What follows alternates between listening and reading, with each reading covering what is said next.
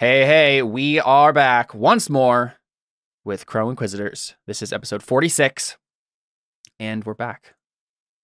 When we last left our heroes, last session we did a Dellon and Alfons mini adventure, and a lot of crazy things happened. Dellon got drunk for the first time probably ever.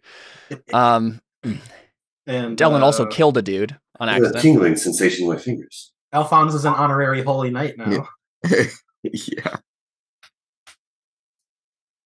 What'd you say? Alfons is an honorary holy knight.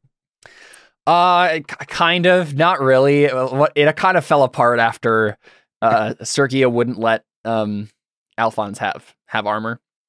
I think at that point, you probably just don't go through with any of the rest of the process, and Dellon maybe just it was fuzzy to Dellon anyway. So what he did the night before.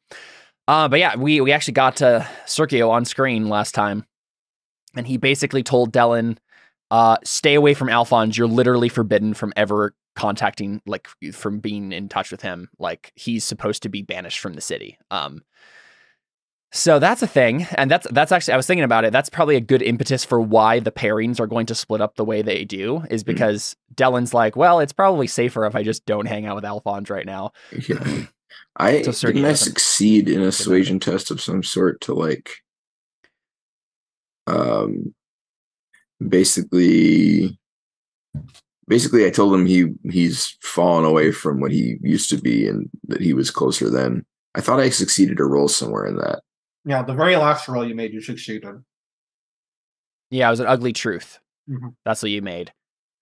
Oh yeah, because I was like, I didn't make that, but yeah, you're right. Okay, you succeeded. So you made a persuasion. You tried to make a persuasion to convince Sergio that it's in his best interest to let Alfons get this armor and work for him. Yeah, and that basically, if you had succeeded, Sergio would have been like, that's a good idea. Alfons owes me a lot of money. He's now my servant. I'm going to get him to do whatever I want him to do. But you failed that, but you succeeded on an ugly truth to basically inform Sergio, like, you are moving away from God, I believe is what it was. Right? Yeah, that was basically Yeah. So again, ugly truths don't convince people to do things for you per se, but Sergio now believes something that is different from what he believed before. What he does with that information is up to Sergio. But okay.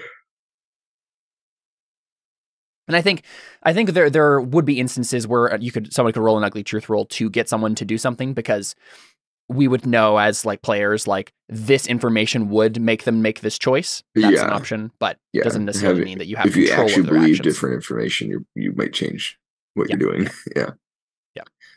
Cool. Anyway, let's go ahead and we're gonna pick up with what Cantarius and Theo have been doing in the meantime.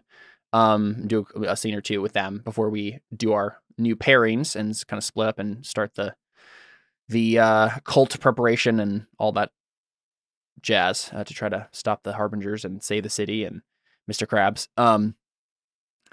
And that's for you, Jared. But before we jump into that, let's do beliefs and instincts, shall we? Cantarius, we usually start with you. Go ahead.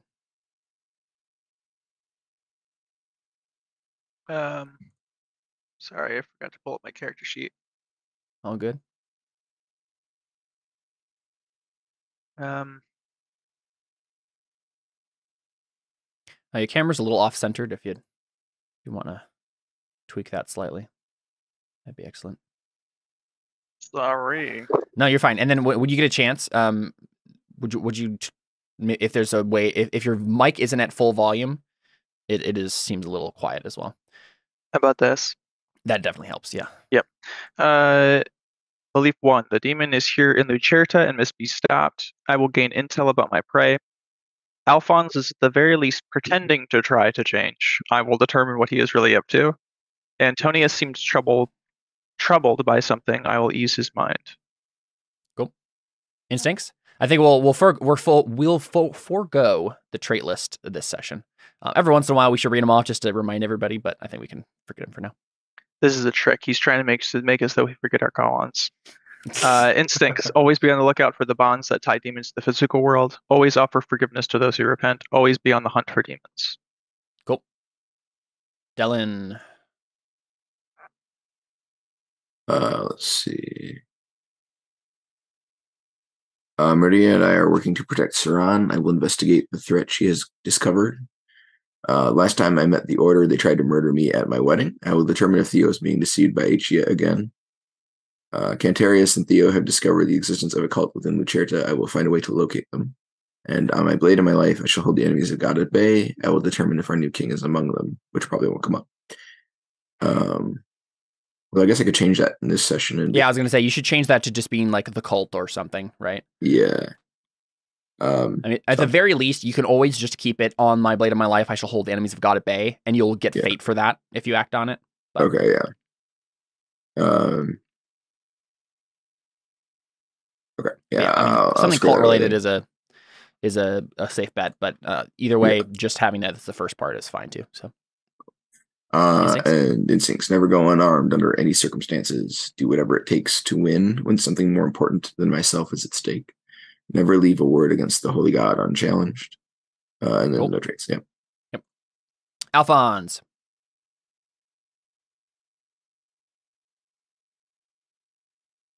If we're going to be fighting demons, I need to be properly armed. I'll find a way to get armor. The plan must move forward. I'll find a way to ingratiate ourselves with the king. Gianlina has been useful in the past. I'll see if I can get her help again. It's really funny because Jared always writes his beliefs, and I always have to go in and like capitalize everything and change random misspellings. He somehow spelled ourselves with an X when he wrote it in. Pretty impressive that he managed to do that. It's an inclusive version of ourselves. Right, exactly. Yeah. How dare you change my pronouns? And then instincts. Oh. I always find a reason to use my powers, always try to surpass Dellon, do what I can to break you. Sounds good. And last but not least, Theo.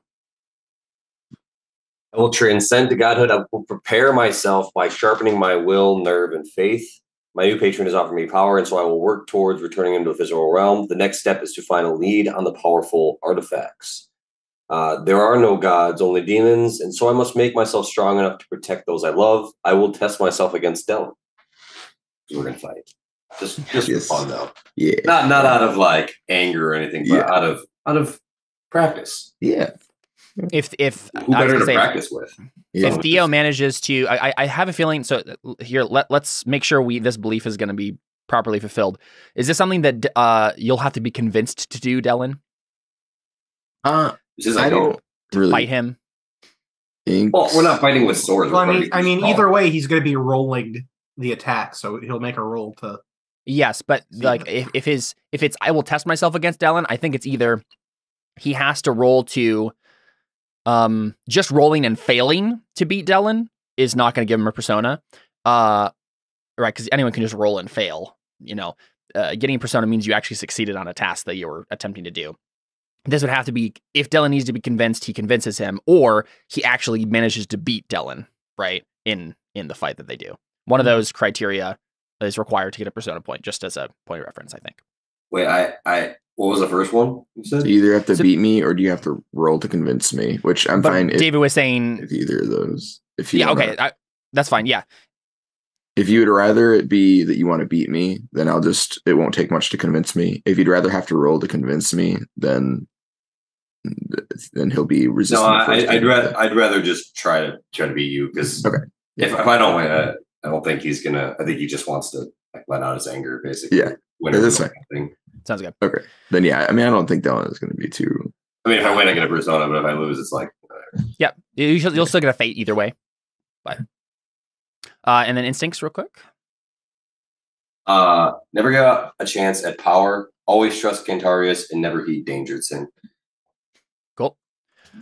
All righty. So, who would like to begin, Cantarius or Theo? Cantarius, I guess the question would be, are you doing, are you asking Antonius? Are you having that conversation with Antonius that you're planning that evening? Like, so, you know, you guys ate like lunch or whatever at Dellon's estate, and then Dellon and Alfons went off to talk to the noblemen and have ended up spending the rest of the evening doing all of their stuff. I assume, Dellon, that you let them stay at your manor for now, right? You weren't going to like kick him out. And let them have a place to sleep. Right. So you can, I mean, yeah, you can just stay there or you can go somewhere else. It's totally up to you. But if you wanted to, I'm just curious when this conversation would be happening. That would determine whether or not we start with you or Theo. Yeah, I assume that we would stay at the manor still. And yeah, it would probably be at night, right? Like we're setting up our quarters. Yeah. Laying down your meager traveling gear. Yeah. Meager traveling gear in your rooms. All right, cool. Oh yeah, that's a good point, David. And the chat you wrote in there, I'll have to find that out. How many steel tests you got for last time? That's something we typically would be doing after the end. Yeah, we don't usually sessions, do so steel tests at the end anymore. But I mean, my skill would be way higher if we would have been doing it. Yeah. I mean, steel tests you actually make in the game count too, so it's not like we're jipping you out of a whole bunch of steel tests per se, but yeah, I'll look that up. Cool. So Cantarius, this is you like just going into whatever Antonius's room that the guest room he claimed for himself and having a chat with him. Yep. Okay. I think we see Antonius. I mean, he doesn't have a whole lot, right? I guess he's still the keeper of the purse of the party, right? He still has 3 resources, which means he's definitely he has 5 resources. Oh, nice. So whatever you guys have been doing out in the wilderness, Antonius has been keeping up with the money. Sure. I'm curious, how did you guys get paid by, like, were you doing hero work basically? And like, we were looting when we killed people. Receiving, yeah. How does Antonius have so much money now, I guess is my question. He does blacksmithing work at every village he stops by. Oh, that could be I figured that was the that's probably reason. I feel like blacksmithing is pretty good. Wasn't it when we were out in the desert, we were like fighting people? And then Antonius was doing blacksmithing work for like the whole. I mean, that's a good market. I'm telling you. Not fair enough. That makes sense. So you guys have just been doing odd jobs as you travel the country. And Antonius has been keeping the money for everybody. Like before, he was he's the party purse. Yeah. Don't worry, he hasn't been stealing any money that you know of. He's gonna betray us. That's why he's seeming troubled. He's actually stealing from all of you. Why do you seem guilty, Antonio? Mm-hmm. But yeah, so we see him. I don't think you have a lot of possessions still, so he's just probably setting down like a simple bedroll or whatever, right, in the corner, and his backpack or whatever. You probably have some cash on hand, but then there's a banking system, so he probably has. And Antonius had his like resources unfrozen when everything happened. Even though he lost his shop, he still had assets and stuff he could have sold off before he left Lucerta, and so he probably just has like some money in the bank that he has been saving for any day. All that to say, Antonius's room is rather bare, even though he has 5 resources. Yeah, we see a big man, red beard, just setting down his stuff and looks up as you enter. Cantarius, settling in okay? I was about to ask you the same thing. It's a little strange to be in somewhere so nice after 3 years of wandering.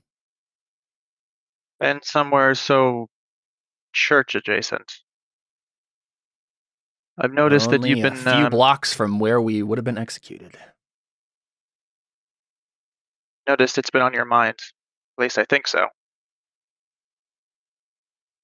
He seems to think about that for a moment, and he says, I mean, I suppose a little, but that's not what's bothering me. I am going to have to step away for a second. I'm so sorry. Okay. So we intercut this with Theo making his meditation roll. Can I fork in oh wait, where is it? Temple wise to do what? Can I fork them? It's like you can't fork because it would be a being learned thing, but you could make a link test you can't to fork try to into get more being learned. dice. And the base ob is doubled, and I only get credit for the base, right? Yes, in terms of like the will test that you're getting on this. I might as well just go all out. It's like 6 hours, what's so this is the question. Are you just trying to get a test and are then replacing meditation, like sleep with meditation, or are you trying to center yourself and get a dice on something? Those are two separate things. I guess like I would if you don't have anything you're preparing for, I want to try and see if I can get a dice. Because what would be the benefit of just meditating or not sleeping? I'll heightened perception. I mean, I was gonna try and just make another faith roll after that, and then then we can probably just do the.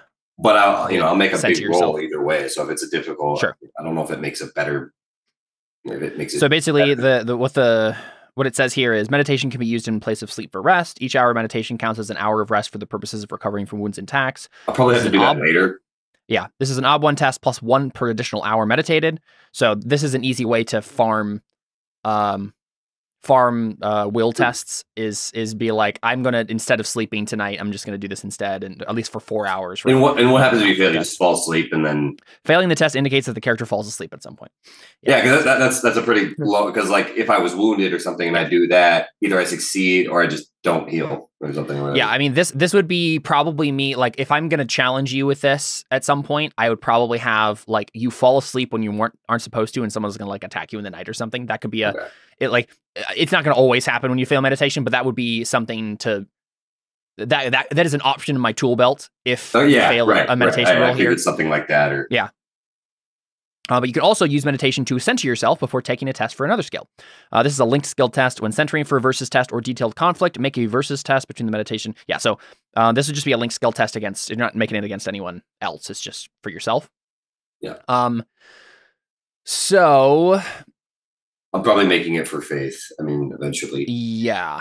So link tests don't necessarily have like OBs listed for like what they should be. Typically, if someone's just getting like an extra die to a test, I typically set the link test OB at like a low 2 or 3. It doesn't really matter because the only reason you said to do that was just so that I don't actually learn meditation or I just keep doing difficult tests. That's what you originally said. Yeah. So I'm just trying to think. I don't want to necessarily change my practice just for the purposes of farming tests here. Do we think it would be more difficult than normal to meditate before doing faith? I don't think so.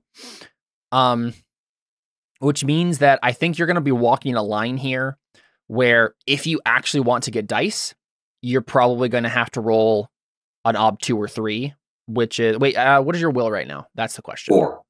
Okay, it's 4. Okay. Yeah. Okay, sounds good. I will make these OB 3 tests for you.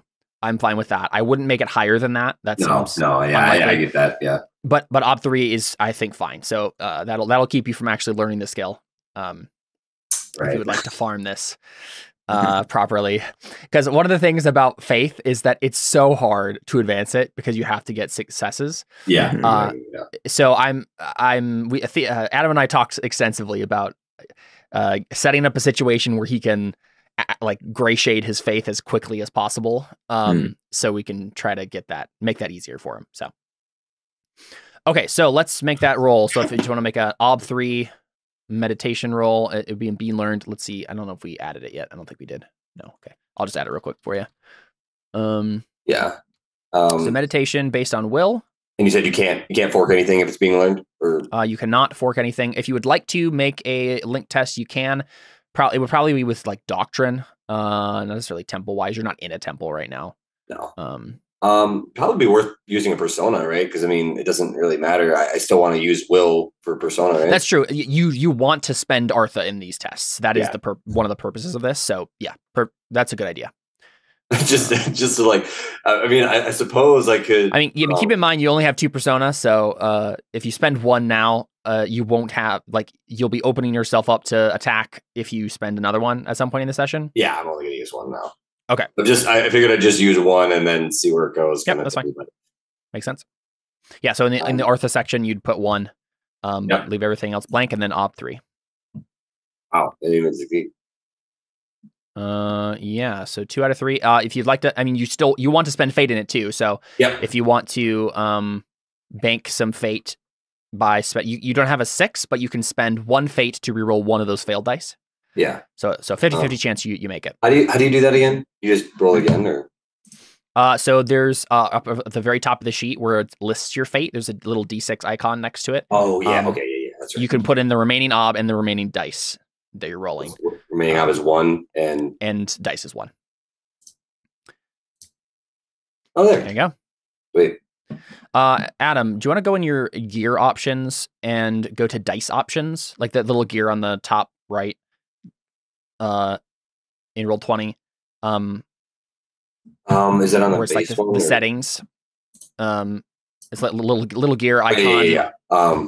The dice settings and dice options. And do you want to turn off enable like 3D dice and automatically roll 3D dice?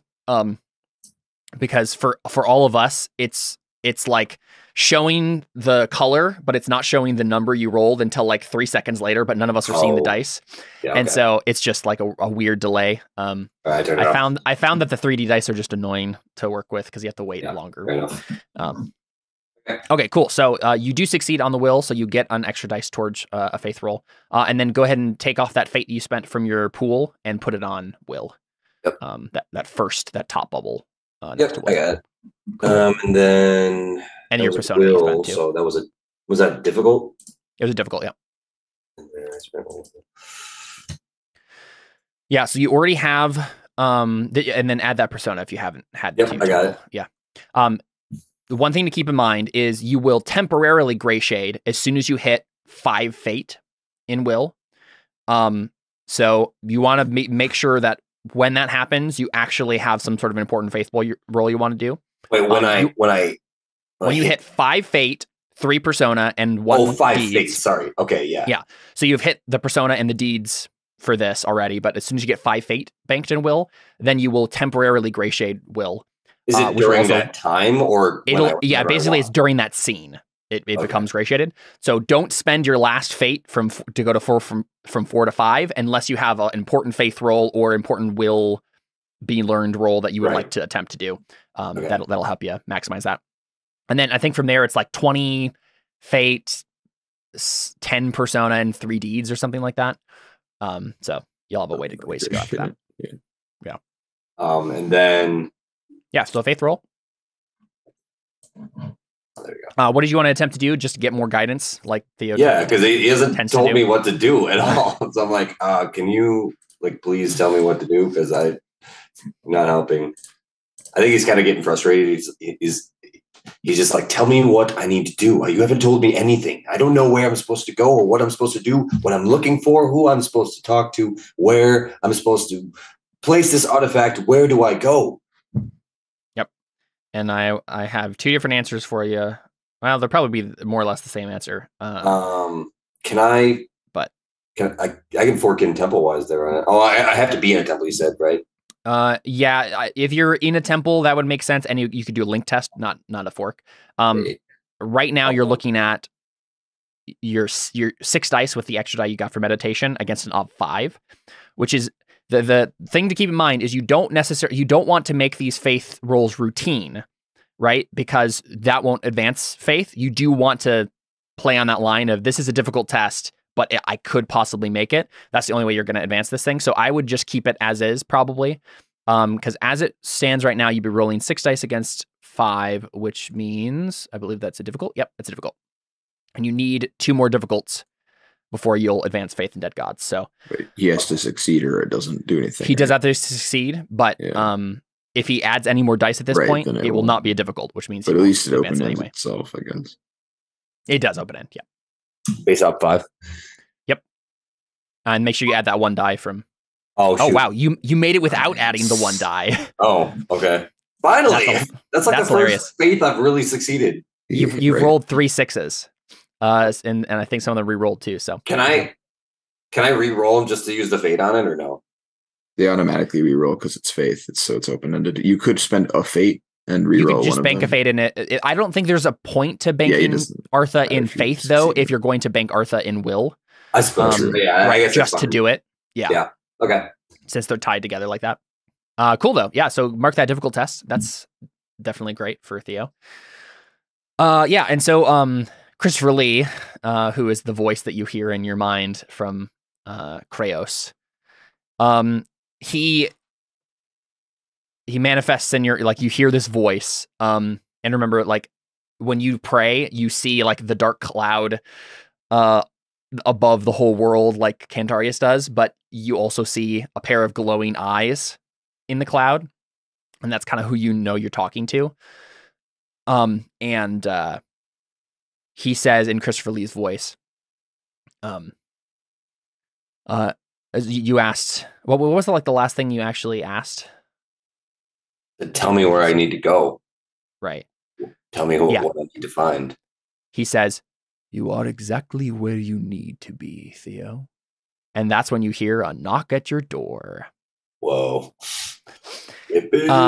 And that was basically what Kraos has been doing with you. He's like, no, you didn't need to do anything. Like, I was sending someone to you. Like, don't worry. Right. And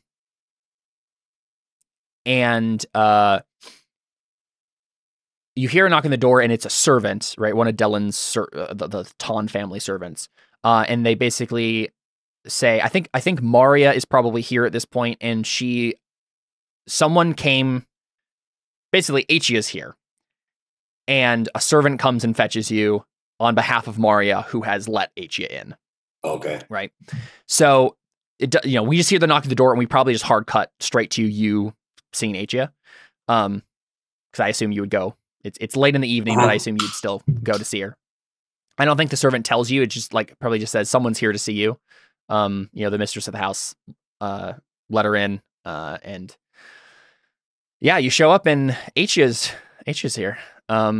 She's 3 years older, looks a little more world weary and wizened than she was before, but still very beautiful. Played by Odette Annabelle. That's what she looks like. Dark hair. She definitely looks different now that she's like not in her nun getup. She was in that for a long time. I mean, I guess she was probably out of it by the time you guys got to Lucerta. But still, it's definitely a different look for her than she still has. At one point? Yes, she did. Yeah, she tied you up and was going to plan on trying to use you for a ritual. So, was that ritual involve killing somebody, or is it just no? It was for Alfons was the one she actually needed for the ritual. Theo, I think she was planning on using as leverage if you guys weren't going to give her the staff or the mirror. Okay. Right. So she was like, I need all of you to be cooperative with this. Like, I just need to make sure Theo is like here as leverage if I need him, sort of a thing. Okay. Yeah. So she still is wearing pretty modest dress. Like, it's just not like as soon as she isn't a nun anymore, she's like dressing like a immodest or anything like that. She still has that same air, like because as she said before, she actually does believe in the great God. She believes in the religion, despite being in the order. But she has been sort of excommunicated from the church because she like impersonated. She didn't actually impersonate a nun, but like the circumstances under which she got the position of abbess at that place were sort of underhanded. So yeah. I think she has been officially excommunicated from the church. But she's here, and she's still, as I said, she's wearing like a modest dress, and she actually has a falcon on her shoulder. And I don't think Theo has ever met this falcon, but we would recognize it as it has some. Yeah, it has a whatever, like, scar or distinct plumage or something that would a careful observer of the show would be able to tell that this is the same falcon that tried to steal. Yeah, tried to get the mirror from Antonius when you were ransacking the house. In canon, this was Legard's or Lagar's falcon, the assassin who was killing the people that had the disease back in the village you were in, that you ended up executing another guy in the order. This is his falcon, and he had sent it out to to go get that mirror, and then it failed. And then Acia ended up, after she left Lucerta, she managed to recover the falcon and now has it again. So a careful observer of the show would be able to tell this is the same falcon, but it's not. I don't think Theo notices. But yeah, she has a falcon now, and she is standing there, looking embarrassed, probably because she knows, like, she's showing up out of nowhere, and she doesn't know how you're gonna treat her. I think Maria is there, right? So you see, and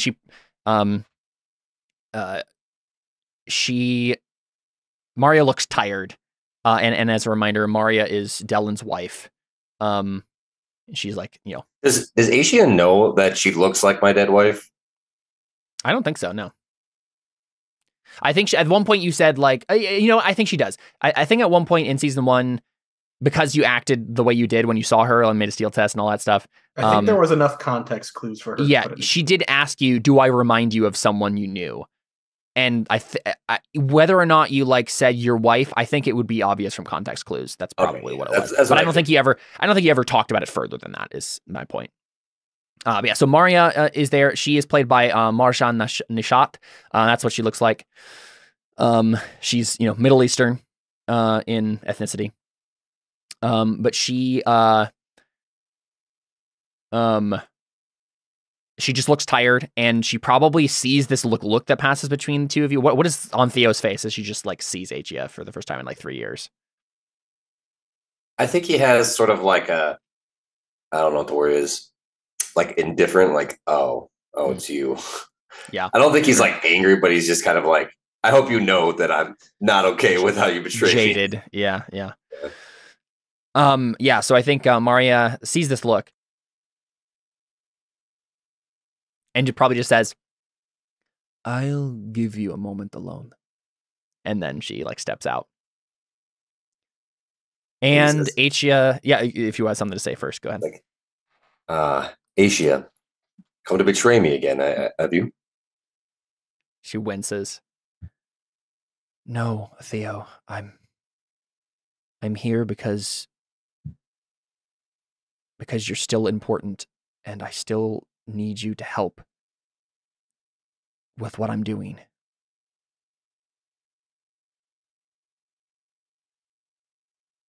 I don't know if he would say yes, but I don't think he would say no. I'm not trying to think of what he would say. I mean, you could just pause for a while, and then she would continue. Well, maybe I have important things to deal with myself. He says maybe as if well, maybe I can't just drop everything kind of thing. Yeah, but he's not necessarily saying no. Yeah, she nods. She says, I know that this is out of nowhere, and you haven't seen me for years at this point, but the task is still ahead of us. There are still treasures that need to be found, and you are all still the keys. The order has been in disarray for a year or two now because of a number of events. And if Dellon was here, she'd know. He would know that she was at least partially talking about the whole incident that happened at your wedding. Yeah. But she goes on and says, things are under control now, and the task can resume. But I need your cooperation, and I think you're the person more than any of the rest of them that understands how important this is. And so I came to find you. And based on the faith roll that you made earlier, you at least know that Kraos is okay with something along, whether or not it's just use her for your own ends to get me free. That's probably more along the lines of what he's saying. But at the very least, Acia is someone that your patron does not want you to brush aside. Yeah, I think he knows that. I think he's just kind of playing coy, sure, not trying to make it seem like he's resilient a little bit, but he's I know, I feel like I have to go with her. That's probably where he's leading me. He says, tell me honestly, how can I trust you, or what? Why should I trust you? I think she says, she bows her head and she says, because I'm sorry, Theo.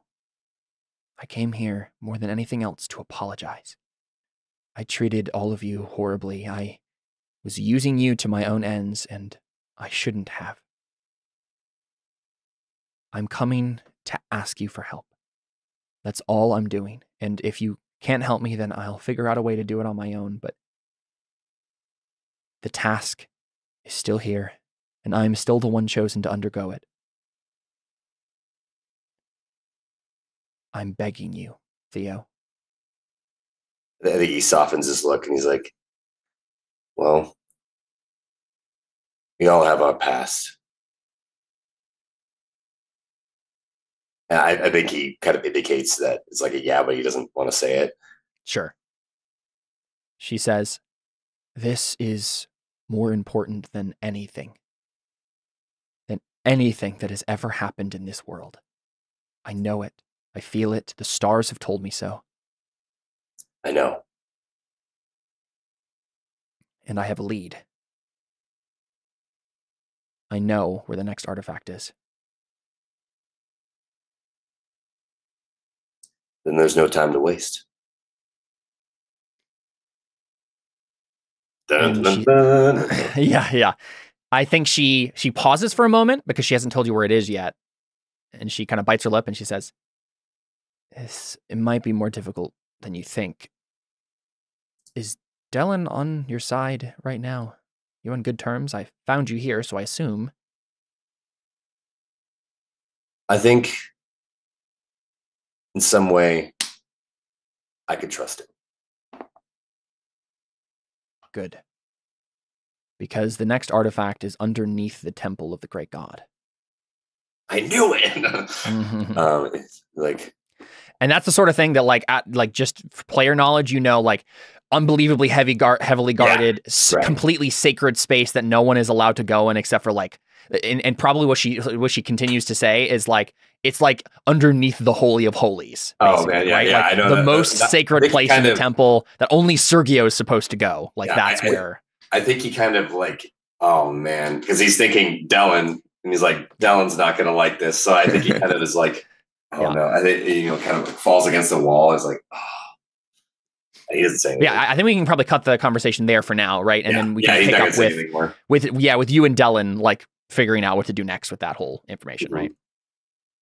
Cool. So let's go back over to Cantarius, finish up that conversation with Antonius, and then keep going. So Antonius just told you, Cantarius, that something is bothering him, but it's not the church necessarily. Like, maybe a little bit, but it's not the main thing. So what do you say to that? So what's on your mind? I thought we were going to be dealing just with demons. Real demons. But instead, we're dealing also with my personal demons. Faustus Non is the guild master of Lucerta. And that means we're going to have to get information from the guilds, from the people I once knew, from the people who know that I murdered a man.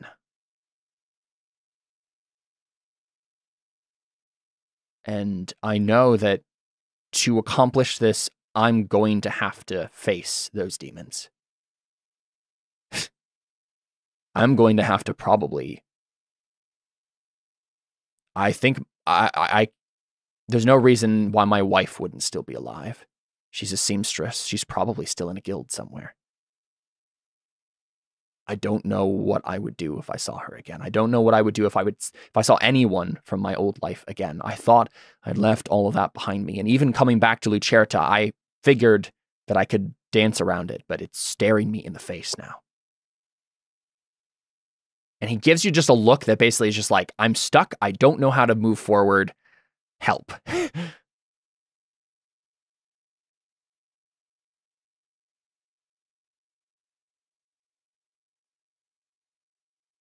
because you have a belief about this, I think there's a role here to ease his mind, right? To, like, convince him, like, you can do this, or to say, like, you know what? We don't need you to do that. Have you do something else, like whatever you would like to. However, Cantarius would approach this.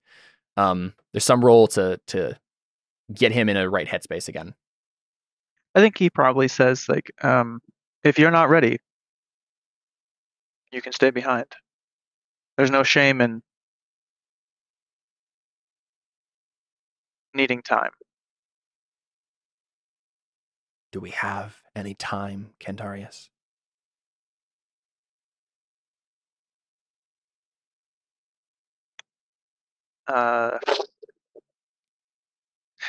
Good point. Never mind. Get your butt in there. No, I'm just kidding. And you could do that with an ugly truth, right? You could just be like, you're right. Things are bad. We do need you. I'm imagining probably the ultimate role here is going to be either an ugly truth or a persuasion, depending on how you're going about it. Like, it just depends on what you want to actually. Yeah, it depends on I think I can succeed or not. Because like it's one thing to like have platitudes here and be like, it's fine if you need to like take time here.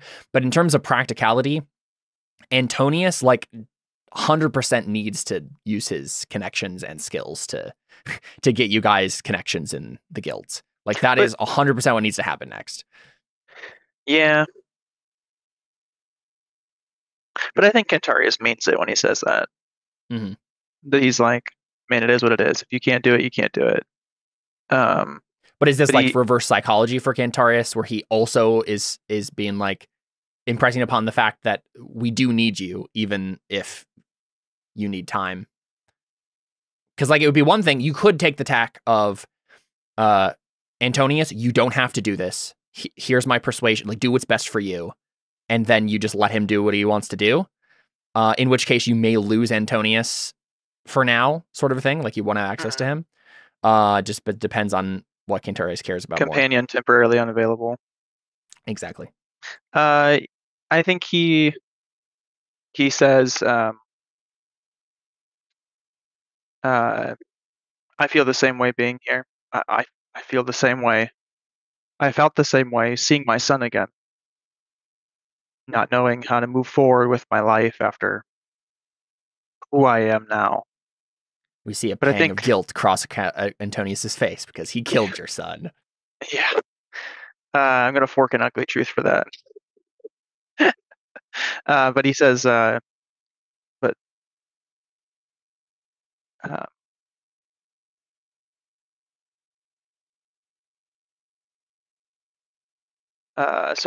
I lost my train of thought.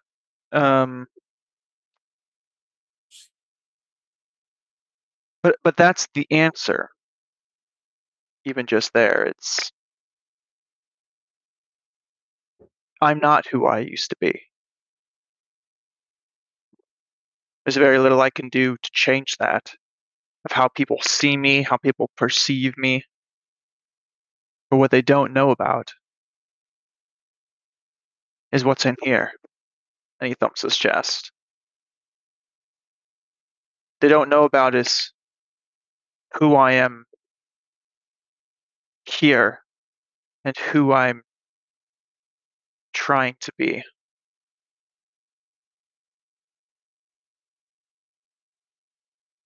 Who am I trying to be, Cantarius? Sometimes I think I don't know.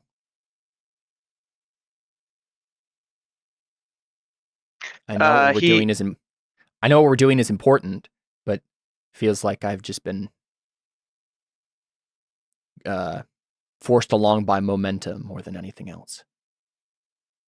Yeah, he says so I think he was like leaning up against something. He like stands up and like puts his hand out to him and he says, who you are is my friend.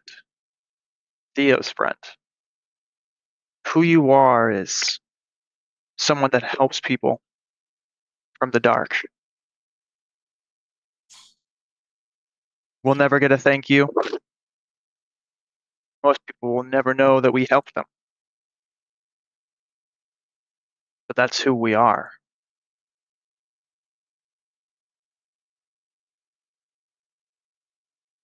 That seems like an ugly truth roll. Oh, really? I figured that was a persuasion with ugly truth forked in. Because I'm being really gentle with them. And the ugly truth part of it is more tangential to me. But I had the same roll involved. It doesn't really matter. That is the question. What's your intent? Well, I think my intent is more to ease his mind than it is to get him to do what I want. Okay. Because that's what my belief's about, right? Yeah. That Cantarius sounds like is less concerned soothing about him. platitudes then, which is part of the issue, is you don't have that skill. What? Right? Because if you're not trying to convince him of platitudes. something, if you're not commanding him, if you're not speechifying him, if you're not giving him an ugly truth, and you're just trying to ease his mind, that's like 100% a soothing platitudes. I hate this Because that will be like if Cantarius wants to just ease his mind and then let him make his own decision by like helping to clear his mind and then know what he wants, that's soothing platitudes, I think. Well, I guess that's no longer his goal. I think it was an ugly truth because that's fine. There's certainly an aspect of trying to ease his mind, which is like probably the persuasion. But I think it's more like specifically what you said at the end there, right? You were like, this is who we are. Like, you won't get any thanks for it. You're going to have to deal with these personal demons, but like, we are good men and don't forget that, right? Like it's not a harsh truth, but it's not a harsh truth, but it's still like a truth that he doesn't want to face right now, right? It would be easier for him if he didn't have to, if he could just like wallow in self-pity.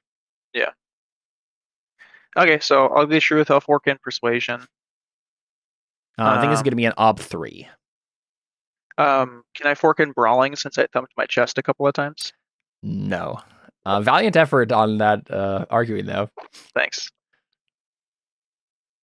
How about conspicuous or oratory? The thumping. I would give him an oratory fork. You were waxing poetic. Ooh, nice. Wax that poetic. Wax on, wax off. That's right. Dripping with wax. Okay, that's about it then, I think. And then you said... Yeah, ob 3 for ugly truth about friends. Yeah. There you go. Hey, look at that. Succeeded without even using any fate or anything. Incredible. Nice. All right, you can mark that routine on ugly truth. All right. Cool. So, yeah, I think he nods slowly.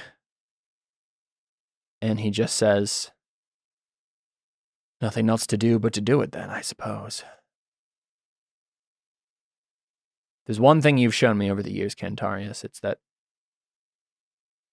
a lack of movement will kill a man more than anything. Just keep moving forward. Just do the next thing. What is the next thing, Cantarius? What's the next step in our plan? Antonius is coming with Alfons and I, right? Yes. Or is it the other way around? Okay. Yeah, it should be Antonius, Cantarius, Alfons, and Yuma as that group.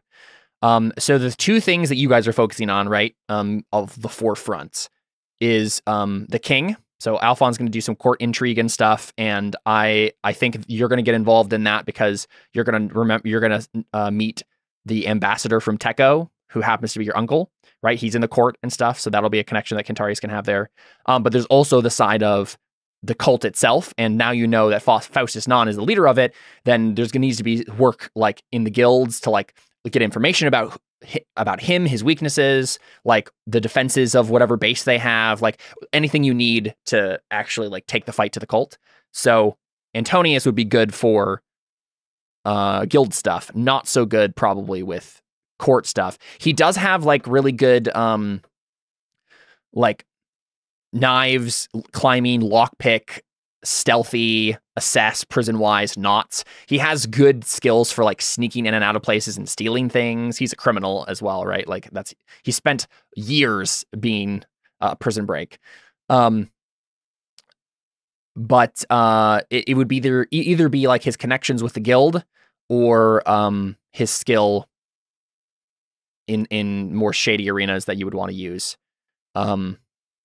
It just depends on where you, because like this could be like Cantarius being like, okay, Antonius, you split up from us and go do some guild stuff for a while, and then we'll meet back in with you. Or it could be, we're gonna go together to do guild stuff and use you as the point man for this. Up to you. Or you can be like, we're gonna focus on the court intrigue stuff for now, and Antonius will keep you on retainer if we need someone stolen from or a place sneaked into or something, right? Those are the options I see for Antonius, at least. Depends on what Cantarius wants to focus on.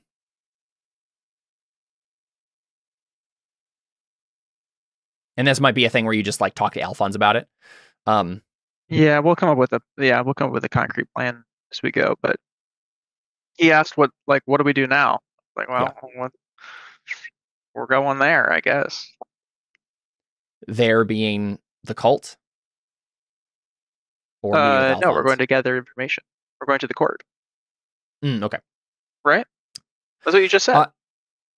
Well, either that or you focus on guild stuff first. It really depends on what you guys want to focus on first. I know that Alfons at least wants to try to get Giolina Hux on your guys' side, a crime boss. So that'll probably be the first thing you guys do, but I don't know if Cantarius knows that yet. Because I don't think Alfons has shared that information. Yeah, this is probably just like Cantarius saying, like, we'll meet with Alfons and we'll figure it out, right? Yeah, it's whatever. Yeah, put me on the spot. No, I just wanted to give you get you thinking about the possible options specifically for Antonius, like his uses. Now that we have him ready, like you've eased his mind and he's ready to go for the mission, sort of thing. But yeah, we can talk about more concrete plans now, I suppose. So the next morning comes and goes, and I think it's probably about around lunchtime, maybe 11 or 12, where you guys are getting together back at the manor. Because Dellon and Alfons, at the very least, Dellon went off to, he was doing some training with the Holy Knights and commissioning armor for Alfons, and then Sergio confronted him. And that's what he's been doing in the morning. I don't think Alfons was doing anything in the morning, if I remember correctly. I don't think we described him doing anything else in the morning. He has to roll a hangover check to see if he's hungover. Yeah. Well, you succeeded the drinking test, so I think you're fine, actually. It would be Dellon, if anyone. Make Devin roll for it. But we already played stuff out without him having an obstacle penalty for being hungover, so it's fine. We'll just ignore it. As amusing as that would have been. All right, cool. So I think this is just you guys meeting back up, right? And now doing the official pairings. Probably the first thing that happens is either like Theo reveals that Acia's here, or Dellon reveals that Sergio confronted him and Alfons is like banished from the city. How does this conversation open up? I mean, it just probably depends on who I see first, I guess. I mean, what does everybody's morning look like, just in like general terms, for like, because Dellon was like training with Holy Knights. Alfons could have just be sleeping off the drinking from the night before. Theo, did you like wake up early and meditate or anything? I don't think we'll make a roll for it, but just for a description. You're muted. You're muted, Adam. I said no. Okay. Alfons is trying to pick the lock to Dellon's diary. I don't think Dellon has a diary. Does he? Probably not. I was going to say he probably just goes up to Dellon because I don't think he knows that everybody's got something to say. He's just like, oh yeah, I got to go talk to Dellon. Okay, yeah, so we can probably just open up with Dellon coming back from his training with the Holy Knights, right? And Theo grabbing him as he gets in. That's good.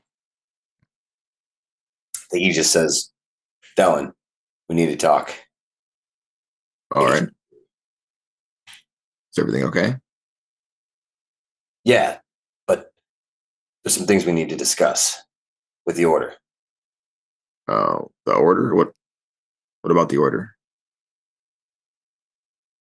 Maybe she should tell you.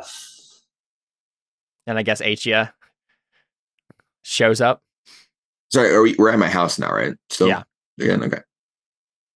And it was probably just because you were out late drinking with Alfons that Maria hasn't had a chance to tell you that, oh, we had another guest and it was this random chick. Right, yeah, great. So this is probably you guys like in like the sitting room or whatever, like close to the entrance to the house, and Theo's like, I'll just let her tell you, and then that's when you realize that Acia's like sitting on the couch there, looking up like, hi.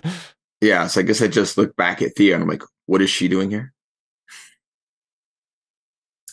I think it's important. I think she's meant to find us.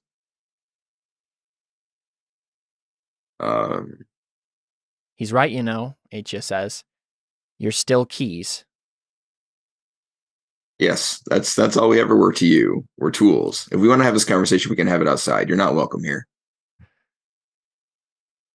Maria. Yeah. I mean, do you just like kick her out of your house? Yeah, I mean, like he's gonna go with her to talk to her outside, but yeah, he doesn't want her in his house. Yeah, I don't think she's gonna press the issue, so she nods demurely and stands up. And I think like we see the falcon that she had the night before, like outside of your man, like on the wall or something. And it's just watching you guys as you have this conversation. Were you yelling, David?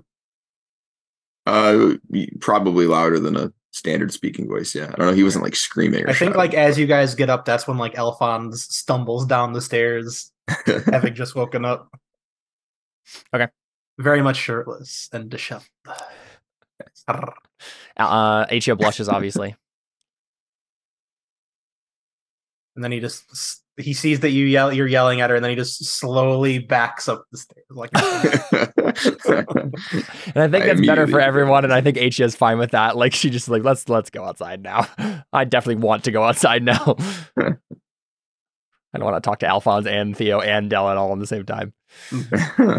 Yeah. So I think after you get out, Acia basically says, "I know where the next treasure is, Dellon, and we need your help to get it. I came here to apologize. I want to say that I'm sorry for the way that I treated all of you. It was wrong. I know that now, but the task still remains. This is still important, and I need your help." Theo understands that. Do you know how I found the last treasure, Acia? Yes. Min was bringing it to you because he knew how important this was. So as a reminder, Min was not attacking you. Min was just being chased by people who were attacking him. Yes, and but was they were from the order, asylum weren't from they? you. They were also from the order. Basically, there was like a schism that happened for a little while there in the order where some of the people were like, we don't need to do this thing. And Min was like, we do need to do this thing. Right. Yeah. So he says, yes, Min brought it to me. And then other members of your order tried to murder me at my wedding. Yes, those elements are under control now. Well, you'll forgive me if I'm not going to take your word on that, considering that I haven't been able to take your word on anything else. Fair enough. And I have no reason to believe that your sincerity is true this time and not any of the other times. Or rather, when it wasn't any of the other times. Whenever I have talked about the task, I have been nothing but sincere. Yeah. I don't know what else to tell you, Dellon. What can I do to convince you of how important this is? Yeah, so has that ever been explained to us in character why this matters? Like why So the biggest explanation that's been given is basically there's some important thing that all these treasures, when they're put together, can do that will save the world from a coming darkness. And you are all basically Acia read the stars. She's a good astrologer, and she read the stars and basically saw all of your prophetic names in the stars and knows that you're all important and tied to the destiny of what these treasures and all that stuff. And so basically she knows that each of you is a key to a particular one of these treasures. And once all of you find them, then you'll be able to use the treasures to save the world. That's as far as you've gotten an explanation. Okay. And I mean, is there any more credibility to that story other than she read it in the stars? As far as we're concerned? Well, I mean, not really.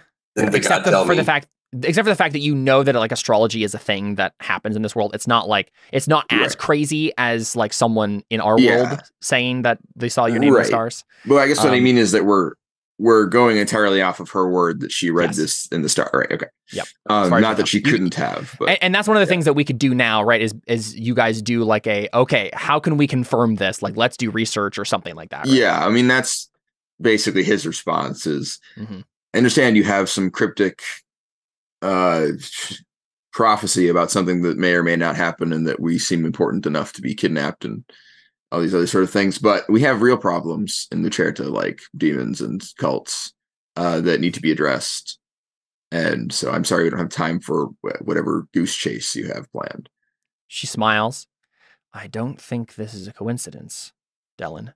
I think all of these things are happening at the same time for a reason. We need these treasures to stop what is coming. What is coming is already here. Like I said, there are already demons in the city we need to remove. Which is probably more information that I should. And I'll help you with that. I'll do whatever I can to help you with that. If that will help you, okay. If that will convince you of the sincerity of my plea here, then I'll do whatever is necessary. I don't want my country to fall to cults or a war. Should I tell him that like someone is, I don't know. To some extent, I know her story is true. Like someone, I tell Dellon. Yes, multiple of you at this point have gotten magic from these artifacts, and artifacts are a thing that like you can't make normally with the 9 disciplines. So something beyond normal magic you guys are familiar with has made these artifacts special. So at the very least, there's that to confirm her story. Yeah, but I mean, I was just telling him, like, someone told me that I need to do this. You say that, Theo? Yeah.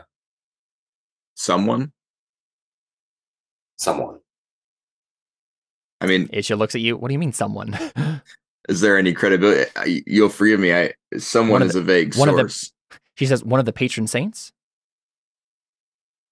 I'm not sure. That kind of someone? You're not sure? So it could be, but it might not be. They don't like looks concerned now. Than I do.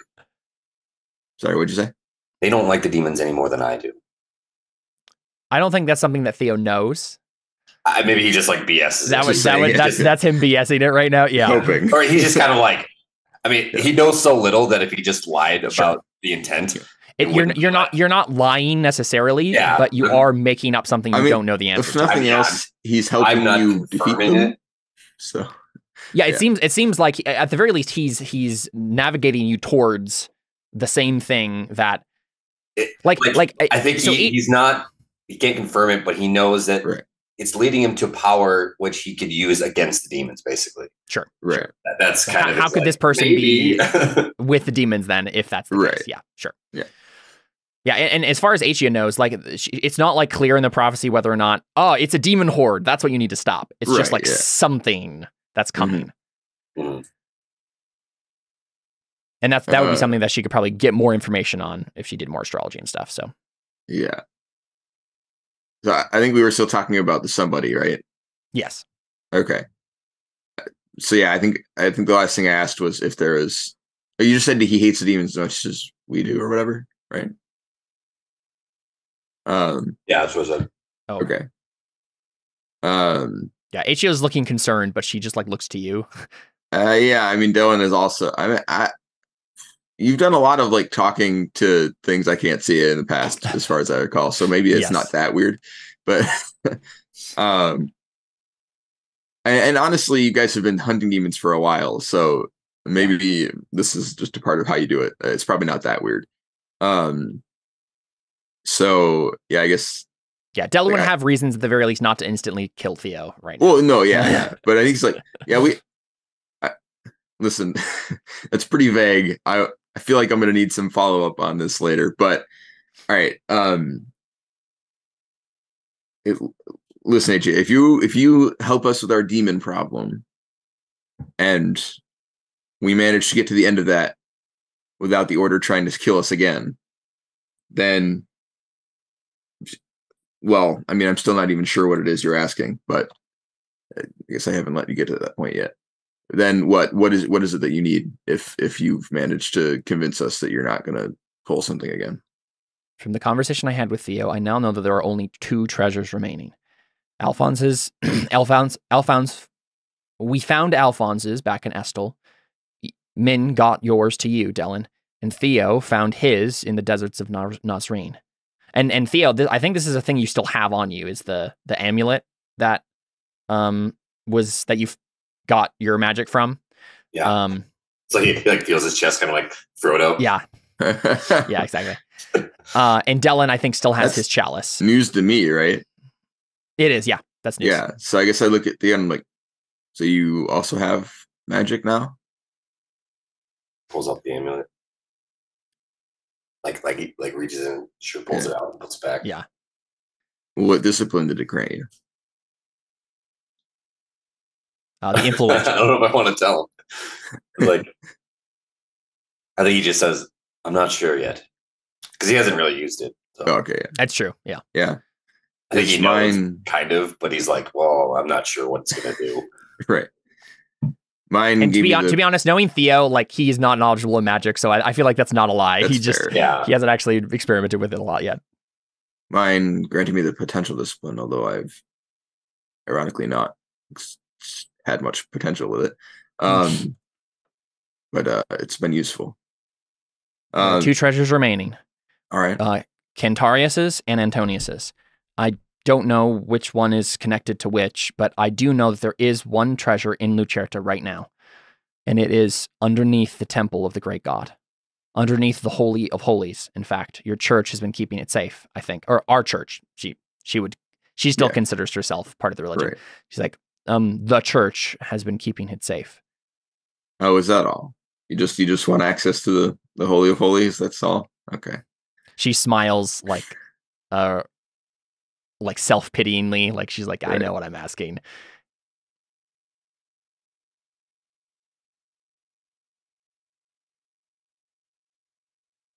I mean, I think it goes without saying that I can't just give you access to. I mean, like, not that I won't, that I can't just give you access to a place like that. I know. But if we're going to do, if the world is to be saved, it will have to be done one way or another. All right. Well, if you want my help with that, first you have to prove to me that you're on our side, and then you're going to have to prove to me that there's enough weight to what you say that it's worth what you're asking. If the world is going to end, then sure, that's worth it. But so far we have your word on your ability to read the stars that that's going to happen, and I don't recall having any other proof other than these artifacts, which I admit are strange, but I mean, there's a large leap between strange and the end of the world. I understand. What would you like me to do? Specifically? Well, first, you're going to help us solve our demon problem. And then I'll trust you enough to hear what you have to say about whether or not the world is going to end. Yeah. She nods, and I think she says, well, I think one person who would be rather valuable in the coming fight would be Min. I understand that you still have him in custody. I'm pretty sure that I could convince him that we need to help you in order to finish the task. And he is very skilled in swordsmanship. I think he would be valuable to us. I'm not saying this because I just want him freed and we're going to traipse off into the sunset. I think that both of us together can help you with this. Remind me what. So I know Min was part of the kidnapping scheme. Was there another reason why I didn't trust him enough that I just left him in a jail? I can't remember. I mean, so Min basically got himself sort of disgraced from the order by continuing to go on this task stuff when the rest of the order was like, we don't want to do this anymore. And like stole the treasure that they had found, this chalice, from the order, gone to you to try to unlock it or whatever, right? And then the order followed him. And so I think we had decided that like you didn't want him traipsing around, like getting into more trouble mainly. And so you and it doesn't necessarily even mean that you like put him in the darkest hole possible in the prison, right? It could just be under house arrest or whatever, right? Yeah, probably something like that. Yeah. But I think it was more just like for practicality's sake, more than like malice or anything, or even like suspicion of him doing something, of him being a bad dude who wants to kill you or anything, right? Because you've been asking him, you've been like getting some information from him during the war too about Shoei, because he's from Shoei, so right, yeah. I suppose that can be arranged. I mean, she just said it was because he was good with a sword, right? That's why she thinks he should. Basically, if you're going to be fighting demon cultists, Right. Min would be a good guy to have on your side. And, All right, well- basically what she's saying is, I can convince him that that's a good idea, right? Like, Right. this isn't just me wanting him to be freed as an ally. I'm saying this is me helping you. It's like, I can convince him to help you as well. That's part of it. We'll have to consult Cantarius and Alfons. But Of course. I'm not sure what their intention is for the next step here.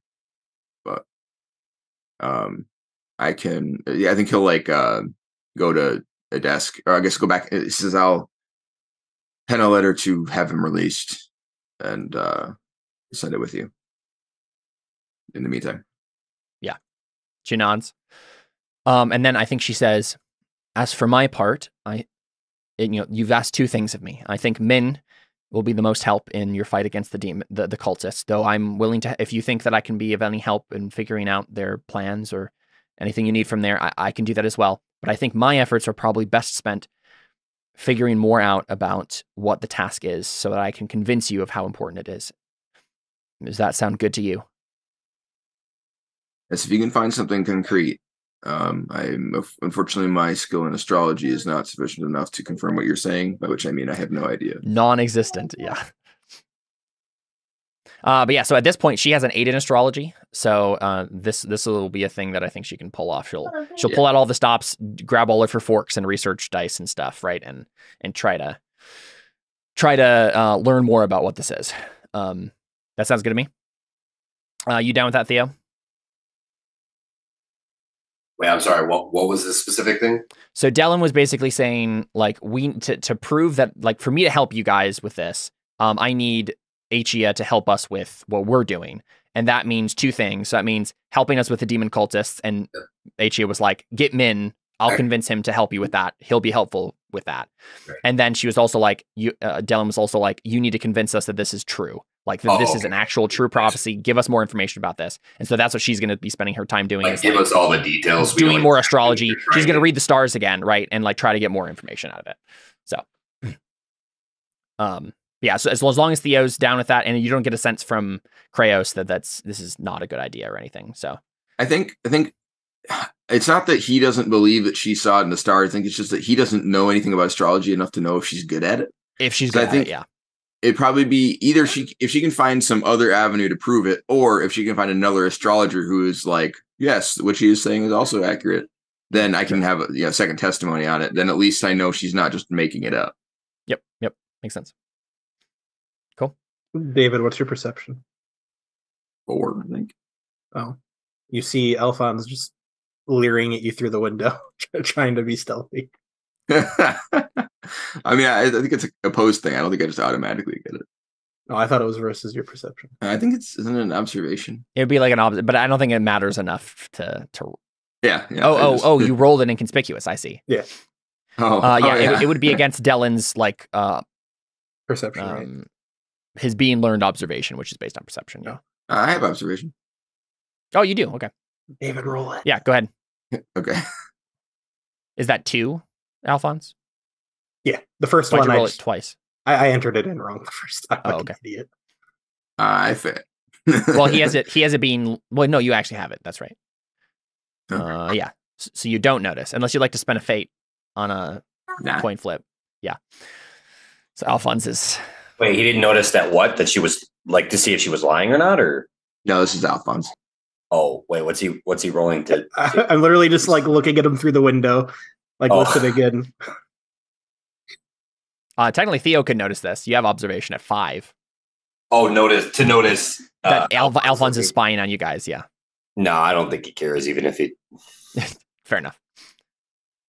Okay, cool. I mean, I think we can probably just move on from that conversation, right? And then get the big team up conversation. So everybody, I think, is in now, and now we got a full house, right? So we have Cantarius, Antonius, Dellon, Alfons, Yuma, Theo, and Acia, probably all around Dellon's dining table, right? About to have a big conversation about what to do next. Probably not, maybe not dining table. That seems too casual for the sort of conversation this is, but you're all crammed into his study or something, right? Whatever Dellon has in his manor here. And probably the first place to start this would maybe be Dellon informing everybody that like Sergio wants Alfons banished. Yeah, probably. Because that would probably kick off the conversation of, oh, maybe we should split up into these pairings, right? Yeah. Yes, I mean, yeah, I think I'll sit down and say, well, for starters, in regards to your armor, Alfons, I'm afraid somehow Sergio caught wind. So not only is that not happening, although I'll be honest, I don't remember a lot of that interaction in the first place. Am I still a holy knight? I suspect not. Thank goodness. But more importantly, Sergio came and met me in person and told me that I was not to associate with you, and that you were to be banished from the city or something along those lines. At any rate, probably best if we don't. If we are not seen in public from here on, you can continue to stay here, but if we do that, you'll have to be inconspicuous. Oh, that's good. I just leveled inconspicuous up. Perfect. Yes, you'll have to keep a low profile, because if he finds out you're here, it will be very unfortunate for the both of us. That's fine. I think I have another place I can stay. Alfons, why would it be a challenging inconspicuous? Oh no, I thought it was versus his perception, but yeah. So I needed a routine too. So okay, perfect. Either a challenging or a routine would have leveled me up. No, that's not true. What? What did you have it at before? You always need the routines, and then sometimes you either need difficult or challenging, depending on the stat. Sometimes you need. Did you have the difficult in it? Yeah, I had all the difficult filled out. Okay, then you did need just routine. The challenging wouldn't have helped you. You wouldn't have advanced it if you had just got the challenging. So, okay. Remember, anything before 5, you need routines, always routines, and difficult or challenging. Okay. Once it gets to 5 or beyond, then you don't need routines anymore, and you need difficults and challenging. Mm-hmm. Yeah. So. Cool. Makes sense. So it worked out better that way, then. Yes. It's better that Dellon had to roll for it. You're welcome. I'll let you farm the test. I thought it was going to be more important than that, but I mean, at the very least, Alfons knows everything that happened in the conversation. That's interesting enough. I'm fine with that. All right, cool. So from there, it's probably an easy conversation to have. Like, okay, well then Alfons probably shouldn't be seen with Dellon. Then what's the plan, right? Like, what are we? How are we splitting up these forces? What are we doing? Like. That's probably the conversation next, right? Well, I probably shouldn't do anything in regards to the church, so I'll just go schmooze with the king, I guess. If anyone would like to join me and make sure I don't ruin everything. You're gonna what? Schmooze with the king. What does that mean? Ingratiate myself with buddy up to the king. Yeah. Well, wouldn't I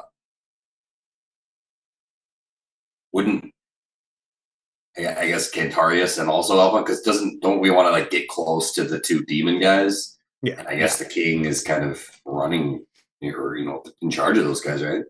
Mm-hmm.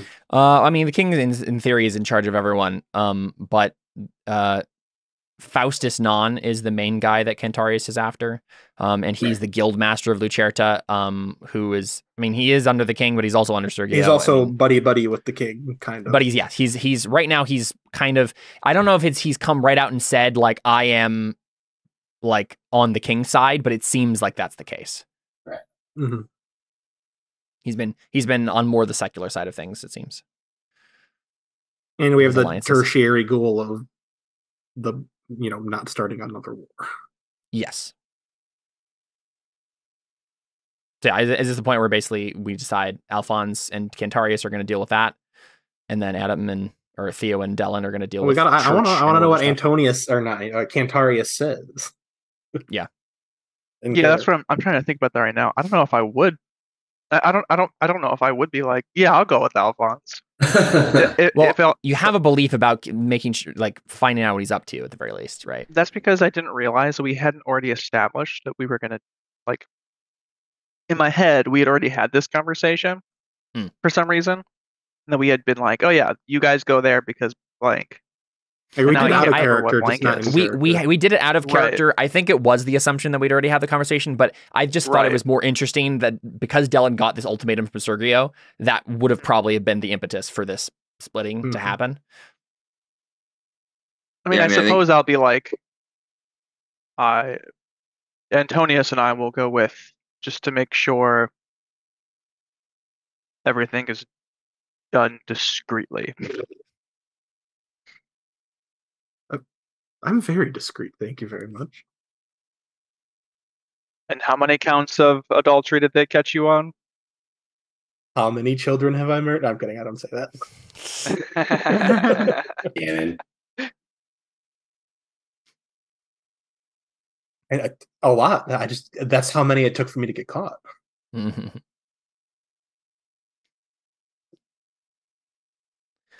Yeah, so I mean, I think Antonius probably speaks up at that point, and then just to get the conversation moving. Does Acia doesn't know that Dellon accidentally killed her brother yet, right?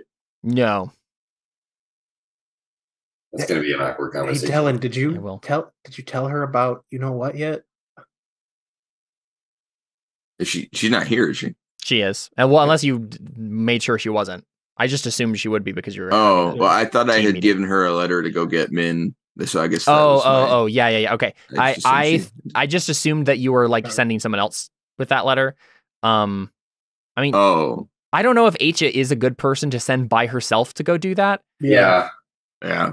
I mean, I was gonna like give her a letter with like a seal on it, but I mean, she could do it. yeah. But It she's still also seems like- excommunicated from the church. I don't think Like, she would, though. If don't know I was gonna say if Sergio happened to like catch wind of this before she got back, he might even literally just like take her into custody to answer his own questions and I about the guess order. I don't necessarily trust her enough to not just leave with him. So Yeah. like this not to have been her angle or something. Yeah, so I figured you were yeah, sending like a runner to do it or something, right? Sure, yeah, that's fine. And then I guess choosing. So, sorry, what did you ask, Alfons? Like, If what did you say? told her you know what yet? That you killed her brother. I don't know that this is his sister, right? Because you had that conversation with the guy. No, her dad like, mentioned it. the first conversation you guys had with him, it did get mentioned. Yeah. Because you were like, someone remarked on the name True and asked about his daughter, and he thought you were talking about a different daughter, but then you're like, Right. Acia, and you you're brought like, her up. oh, It's Acia, like, yeah. that daughter. Yeah, I remember. Okay. It hadn't come up. Didn't really seem like a relevant time. Oh. Acia doesn't feel like she has enough power in the conversation to press the point, so she doesn't say anything. She just looks at you. Yeah. So if you don't want to tell her now, you don't have to. She yeah, I mean, I guess just, do you keep close tabs with your family? She frowns. I haven't talked to my family in a long time. Yeah, I sort of got the impression, that impression. But your brother, Theo, was pining to duel me for quite some time, it seems. So I gave him the chance. And when I scored first blood, he refused to relent. And he did not survive it wasn't a surgery. It was magic, but he didn't survive the procedure that followed. I am sorry if that is a thing. My condolences if you need them. I don't think I knew this either, or Theo knew it. No, I don't think so. Theo did. Yeah, I don't think Cantarius knew it either. So I think Acia probably just says, I was taken from my family in a very young age, but from what I remember of Furio, he always did seem very intense. So I'm not surprised that was the outcome that happened. You were taken by the order or by someone else? No, not by the order. My father shipped me off to a nunnery when I was 8.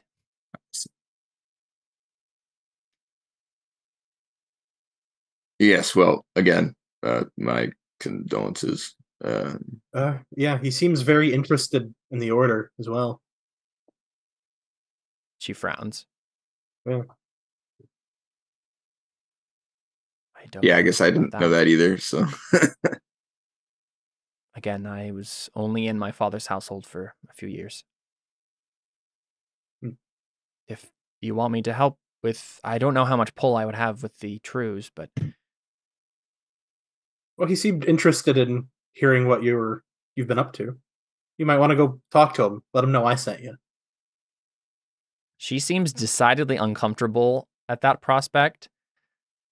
She says, I don't know if I can trust a man such as him with this information. Did you promise him information on the order? I mean, promise is a strong term, but he's on our side, ish. Yeah, she bites her lip and she's like, well, I suppose. Because she's still like very much in, I need to do whatever I can to like get you guys on my side mode. So she's like, she looks uncomfortable about it, but I think she'll do it if you wanted it to. Well, if you need help, just send your falcon to come get one of us. She nods. The duel with Furio was sort of part of the agreement that brought him over to our side. I'm not really sure we owe him anything more than that. I wasn't part of that discussion where he was promised information on the order, right? No. Yeah. So unless his son breaking dueling etiquette and getting himself killed has drastically altered the situation, which I suppose is possible, we don't owe him anything else. Yeah, because Alfons, you didn't inform Dellon that you had a secret conversation with him. Yeah, that conversation's gonna stay secret for now. Yeah. So I'm like, yeah, he doesn't actually. We don't owe him anything else. Other, I guess the church is going to give him money, but that's not. Yeah, Acia seems relieved. But yeah, if you wanted at a later date, Alfons to like come and talk to her about the secret conversation you had with him, and get her to do this anyway, you could. Conversation. Yeah.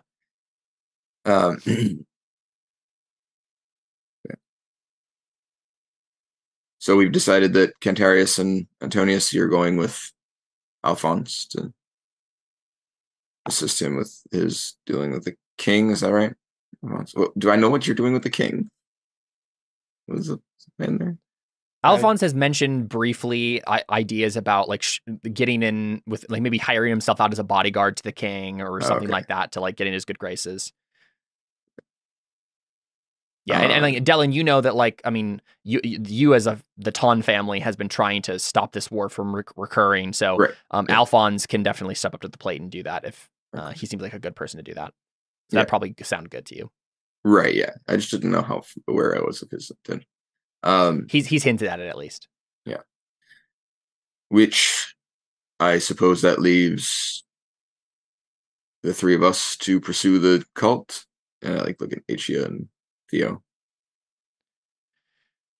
Yeah, I mean, so Cantarius is probably the idea. I think here is that Alfons and Cantarius are going to deal with the King's Court and the guilds, right? Because Antonius has connections in the guilds, and that's where Faustus is. You guys would be dealing with anything in the church or with the order, right? So, Dellon would probably be like, you'd still be working, you're all working against the cult, right? Right, yeah. But you'd probably be taking more of the tactic of, we need to figure out what's happening with the bishop that is possessed by a demon. Like, what's up with that? Is he a part of this? Okay. Right? Like, that seems more like what's happening with Dellon. I guess I thought we were going to try and find the actual cult of like. No, well, so Cantarius knows where it is. Like, he knows that the Guildmaster Lucerta is the leader of the cult. Oh, right, yeah. Which is why Dellon can't just grab holy knights and go burst down his door because he has too much power and influence in the city. But there's like a bunch of scrubs we can just go murder, right? Maybe, but that still seems like something that Cantarius and Antonius are better suited for than Dellon as a holy knight, right? Murdering people? All right, say so. Murdering people and without drawing attention to the fact that you're a church official who didn't have a warrant or whatever, right? Well, just get a warrant. But again, Cantarius doesn't want you to involve the church in right, this. I guess remember? That's true. That was the conversation. So that's why Dellon, I think, is going to take is primarily going to focus on internal church politics and like how can we make sure the church Dellon wants to at least like try to figure out if the church can be trusted at all, right? Like that's something that Cantarius set you on. And then also the bishop is possessed by a demon, which seems like a big leak and needs to be taken care of as if you're figuring out the cult stuff. So. No, what did we decide as a group about taking them out? We're doing them simultaneously. Is that the intention? So that we don't like it was notify the other one? It was talked about multiple ways. Yeah, I can't remember what we landed on. Is the problem? I feel like you should just decide that now, because I think the concern was if one of them is done, if you don't deal with Armando right away, then he might be able to do damage in the church, right? To thwart your efforts here, right? Continue doing his corruption or whatever he's doing.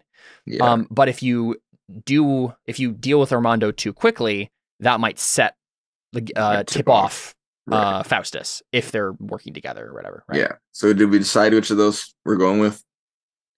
Probably a Cantarius decision, right? I think so. I feel like we did decide. I just don't remember what it was. Yeah. So what would Cantarius prefer? I think either way, Dellon probably needs to look into the bishop thing, but whether or not you like take out. I just didn't know if looking Armando, in was like I go and stab him with some silver and see if he screams or something, or if it's if I'm, yeah. Yeah.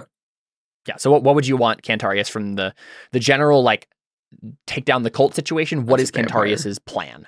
Right? Like what steps do you want to like? Obviously, there's going to be preliminary like gather information steps and stuff, but like that 2 people are possessed by demons at least in the city, right? One of them is in the church, one of them is the guildmaster of Lucerta. Do you want Dellon to take out the bishop quickly or wait and get more information? I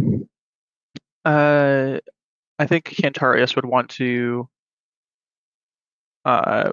have him wait and get more information in regards to this specific situation, because the demon isn't going to run, which would be the main reason why we'd want to kill a demon quickly, is the demon can just disband and just go somewhere else. But this demon is a big demon in terms of the hierarchy, so I think he wants to find it out a bit more. Faustus has the big demon. The bishop has the small demon. That's what it seems like. Oh, we're just talking about the bishop right now. We're talking about the bishop right now. Like obviously Faustus, like you need to deal with him slowly, I think because he has power. We need to deal with him first, I think. I don't think we should touch the bishop. Because if we take out the bishop and Faustus finds out, then that just becomes a lot harder. You know what I mean? Yeah, that was the problem. Do you want Dellon to at least at the same time would be? Yeah. No, I don't even think that's a good idea, because then I don't think we could take Faustus. Is kind of where Cantarius' mind is at. If we split the party all of on us that, need to be there for Faustus. Yeah. I think the bishop is kind of like, we'll clean him up afterwards when he's running it, like running to the wind, basically. Wasn't that the conceit of the entirety? I mean, the main problem is splitting up. Dellon. The king's not going to trust Dellon at all, ever whatsoever, and the church isn't gonna. I can't touch the church, so to speak. Yeah. I think the idea would be when you guys finally face down Faustus himself, probably everyone needs to be there for that. But there's a bunch of steps before we get to that point. So do you at least, Cantarius, want Dellon to look into how is this bishop possessed and no one is doing anything about it? Do you at least want information on that? I don't feel like there's a way I can do that won't escalate things to the point where I have to solve the problem. I won't be stealthy about it because I can't be, which means that as soon as they find out I'm asking questions, I'm going to have to resolve whatever answers I get right away. That's fair. So, I don't know. Maybe like in character, we talk about this and Dellon's like, I can't just let him be. And I'm like, morally, I guess I can't really either. Because I also I'm like if I find something, they're gonna know that I'm looking for things if I ask. Right. This is too big of an organization for things to not things. This will get back to him that I'm asking questions, and if I'm not swift with my response, we'll lose any opportunity here. But then there's the danger of bishop. But then Faustus is gonna become aware of we're hunting him. Yeah. The danger though was that we considered is that if you let the bishop just run wild with whatever he's doing in the church, that's gonna get worse too, right? In theory, that's what your assumption is, right? Leaving him just there is probably not a good idea either. Yeah, that's kind of why I guess I thought that our plan was to go after the actual cult, because that's not suspicious. That's just something that it's literally my job. So if I was just going around, Cantarius specifically asked you not to get the church involved with the actual cult stuff. Well, I know he said not to like tip our hand about the demons and stuff, but I didn't think like the fact that there's a cult. Like, what? That's not that surprising. This is just kind of riffraff that we exist to take care of. So that's why I guess I figured that was our plan, since that was a lower key in. Like, it was not that suspicious for us to deal Up to with Cantarius, I was under the impression that Cantarius did not want Dellon to let the church know there's a cult. I mean, yeah. I'd be surprised if they Connor? don't know that, to be frank. Like, Could you find a way to like get him demoted and or excommunicated by something that isn't just he's a demon? Oh, If yeah, he's a demon, he's maybe that's our probably route. doing stuff that's like right. I mean, excommunicable worthy. Yeah. yeah, the problem that is idea. that chances are pretty good that people know about that already. I mean, like, that's why Dellon is confused about how this is even happening, because he's sure that people would be aware of this information, and it's the church. If he's demon possessed, they should be able to figure it out. So I don't think Dellon is under the impression that they don't know. I think he's under the impression that someone's protecting him somehow. Mm-hmm. That's because I don't know that there's any other way that he could have gotten that far. If Dellon shakes up the hornet nest, the hornets are going to come after him. Right. Which, I guess in character, he's like, he basically says that, like, if this is a proper possession and he's doing things at the bidding of a demon, the church would know, which means that he's being protected by somebody, which means if I start asking questions, if I start, auditing documents, he's going to find out. Someone will tell him, and either he will flee or he will petition a reprisal, and then we'll just be locked in behind bureaucracy. This needs to, when I do this, it needs to be swift, and I need to have the authority. I need to complete something under my own authority before someone has the opportunity to counter me, to veto you. Yeah.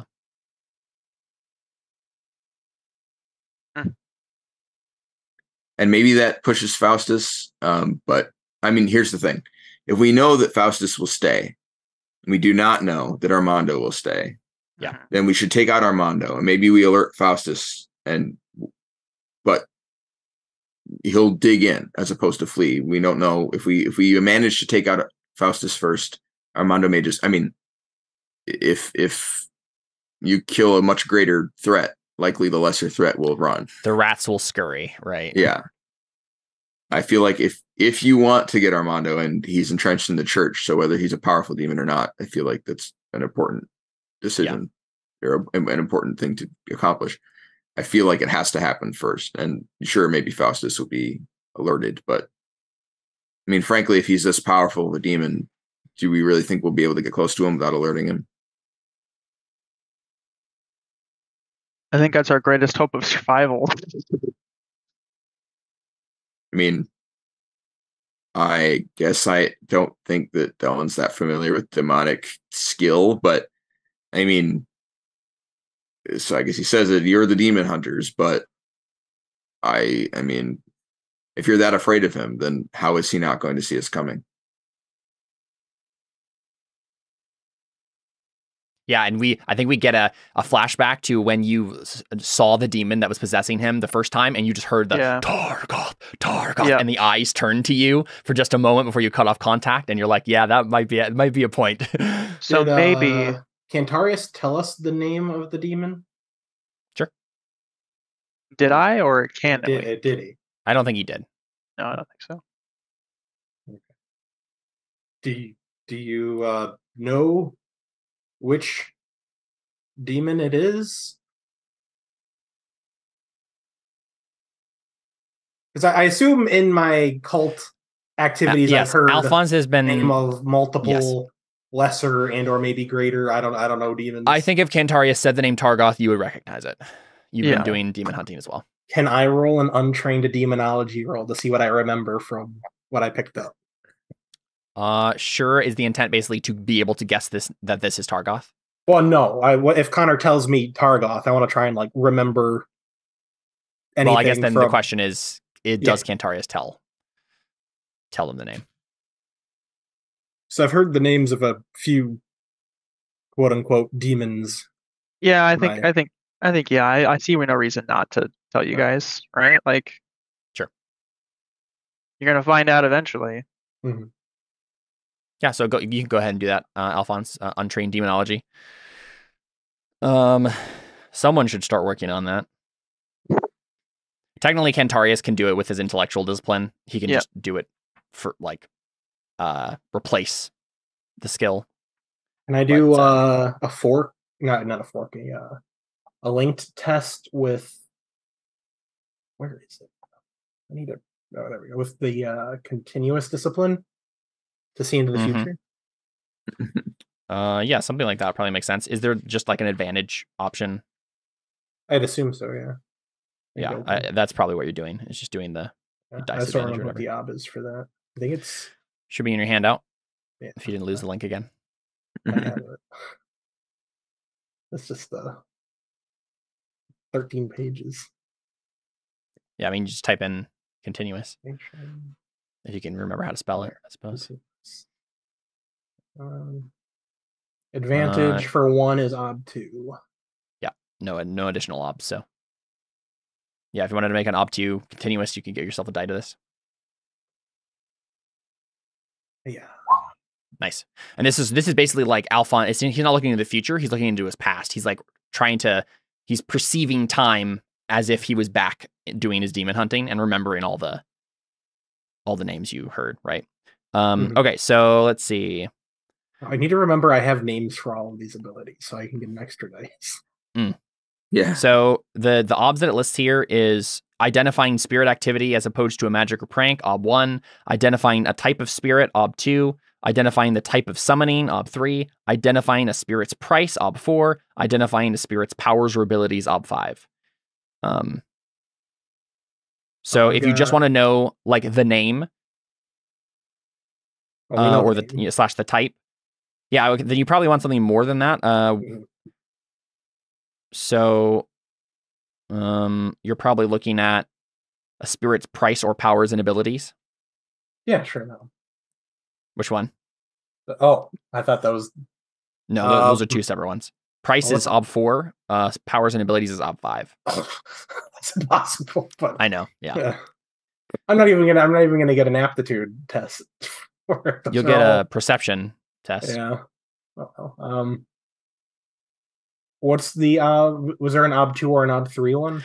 Yeah, so I mean the ob 1 is like identifying that this is spirit activity as opposed to magic or prank. Identifying the type of spirit, named, unnamed, lesser, greater, dead, deity, etc. would be ob 2. So I mean you could just do ob 2 to confirm what Cantarius has already told you. Ob 3 says identifying the type of summoning, circle, blood, calling, binding, unwanted, etc. I'm trying to think if there's yeah, exactly. We kind of already know that. I'm trying to think if there's any other information that would be along that category that you could get with an ob 3 test. I'm not sure what it would be. I'll just do the ob 4 test, I guess. Yeah, I was going to say that's probably your best chance of getting something useful. Attempt to unlock this skill. Yeah, that's nice. Oh well, difficult perception at least. Is this something I can attempt with Doctrine? Yes, it would be harder though. Yeah. Harder than 8? Because like Doctrine probably mentions demons, but it's unlikely much of the doctrine about these particular demons is accurate. Right. So I would say this is probably like what do you want to know? What's your intent? I think the main thing I'm interested in here is if he has some kind of ability, or just demons in general, but if they don't, then this guy specifically has any ability that would alert him to the fact that we're coming. Like, I want to know if there's any hope of us being stealthy about this. Because I think it's going to be an ob 6 doctrine test. Okay. Is that? I guess the first thing I want to know is if there's a generic thing that most demons can do that would already make that implausible, or before I'm worried about whether this guy specifically has something. The main thing to worry about more than anything probably is that when demons bind to someone, they usually give them magic. So, and Faustus seems like a particularly powerful individual already and has a particularly powerful demon. So he probably has a high discipline, probably multiple. And so if he has something like the intellectual discipline or whatever, then he can like read people's thoughts and stuff, right? So that would be probably the biggest danger. Right. But that's less about the demon itself. So if you're making the doctrine test, I think this is like it'd be an ob 6 doctrine test to basically know, do demons have inherent abilities that would like be able to see us coming? fork in foreign doctrine. Yes, that makes sense. I'm gonna cast continuous discipline on him. Okay, sure, you can do that. It's And, higher. gonna actually- it's higher ob though. Oh, so it would be ob 3 then, because it's on It's someone going to else. be yes, ob 3. Okay, this time I'm gonna state the name of the ability so I get the other dice. It's Fated Vision. Sounds good. Okay, do 9 disciplines wise as well, since we're talking about magic. Ooh, close. Are we rolling? We get to fight Dellon. What's that? So when do I get to fight Dellon? Yeah, right. I feel like when we're done with this, or like while we're like getting ready, we'd be like, "Hey, I feel like, Yeah, right. Okay, we didn't do our fight yet. Let's do it. You get You a roll the fate you there, get Alfons. yeah. You get 1. Okay, Extra. thanks. Yep. So yeah, and then ob 6. Sorry, can I do 9 disciplines wise? Sorry, I didn't get a. Yeah, you can fork that in. Cool. Thanks. All right. That makes sense. Obstacle 6, you said? Mm-hmm. Okey-dokey. Nope. You got I did get 2 sixes. 6s. I guess I might as well. Yeah. Cantarius is the demon hunter. I wonder if he would have had better luck with this. 100% you would. Yeah. Does he have demon knowledge? Yeah, does he have He skills? has the ability to fake Yeah. demonology with his intellectual discipline. Yes. Oh, okay. Oh, all right. Well, I guess after I fail this, you can do it. I mean, you guys are all getting rolls, and it's Yeah. Yeah. not a problem. I'll cast my continuous discipline on you as well. Nope, didn't get it. Darn. What's the op for that, Caleb? It's just 1 plus, or do I have to roll So- intellectual first? For you, demonology is an academic skill. So I believe intellectual allows you to do arcane knowledge, which basically, yeah. It's a proxy for an academic skill in the skill list. The obstacle for the effect is the same as the skill test obstacle for the academic skill, plus breadth and duration, but I don't think those matter here. So this would just be an ob. If you want to know the spirit's powers and abilities, ob 5 for intellectual. I will I'm certainly gonna- roll that. I'm gonna cast Fated Vision on you if you want. I don't know what that means. It means that you just get a bonus to. So he's basically using his like time perception magic to help you remember all that you know about this. Oh, okay. Holy, you Actually, wait, aren't you- Wow. see all Oh, of dang. time. I was going to Still say, only if, get if 1 he's die using for it. magic, can't you just help him? Doesn't he just automatically get a die? Oh, that's technically true. It doesn't matter either way. If he wants Well, the test for it, though, if he can do Okay, it. yeah, that's what I was going to say. It does kind of. I guess he'd get the test either way, but it would be a different test if he just Yeah. helps. All right, because you're helping. That's right. Yeah. Yeah. Yeah, I always forget that help gives you time. Mm-hmm.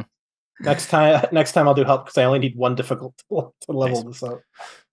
So yeah, Cantarius, you can add a die to this for that, Okay. but you might have other forks too.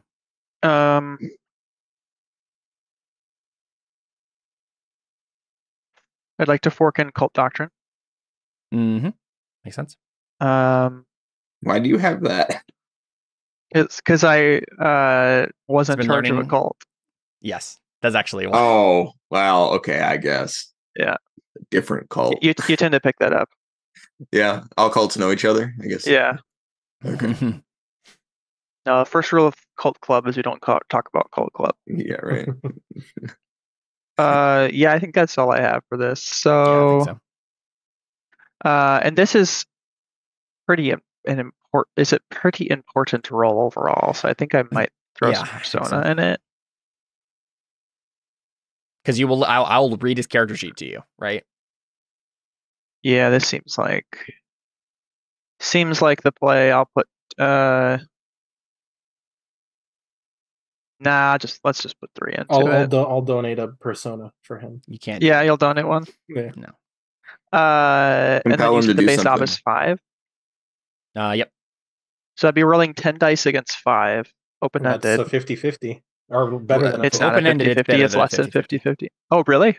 I Okay. think so. Well, It's I can check. open-ended, I can so. check. If it's open-ended, yeah, it's better than that. All right, let's see what happens. I'm just gonna roll for it. Okay. Never tell me the odds. That's good. Son of a California No midget. 60, Look but at that. roll so- 4 1. Coin flip. 50-50. Yeah, 50-50 on a fate. Are you feeling Unbelievable. lucky? Flip. No, I never feel lucky. Hey, Whoa, there we go. read even me rolled a that 6 on character that. sheet. All right, hold up Nice. a second though. That's a difficult test for intellectual discipline. I just put 3 persona in it and 1 fate. All right. Okay, so Targoth. So I have been using the orc life paths to make the demons. They're obviously it's a little weirder because they don't have physical forms and they kind of like hang around other people. But they have a bunch of the orc traits, so they have hatred, right, which they can use to boost their abilities and things. The main things you probably want to know here is that Targoth has a bunch of kind of more esoteric orc skills. He also has the most important thing that you would get from this role is that you know that Targoth has death art, which and I think this is something that you would probably have. This is you putting together all the things that you've learned as you've fought the cult throughout Ceran. You've been fighting a lot of people who seem like they should be dead already, right? People who have grievous wounds who just get back up and keep fighting you.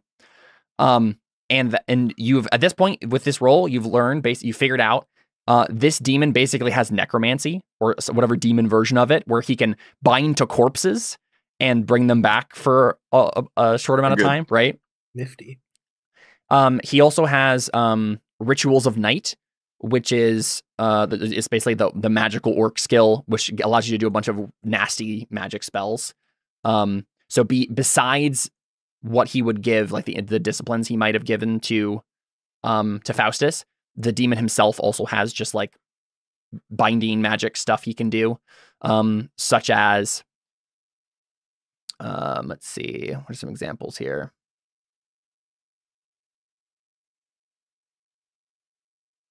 Some of these I wouldn't use because they're pretty orc specific, but he could like make darkness appear in a certain area. He could make a frigid wind that knocks a bunch of people down. He could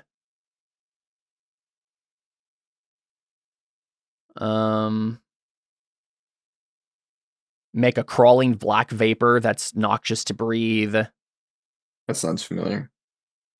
Yeah, that's true. Yeah. So there'd be orc magic stuff he could do by himself. The guy also has Vile Poisoner as a skill. Which I don't remember exactly what that does. It's an orc skill, but I assume it's just like a better poison skill. Right. Let's see.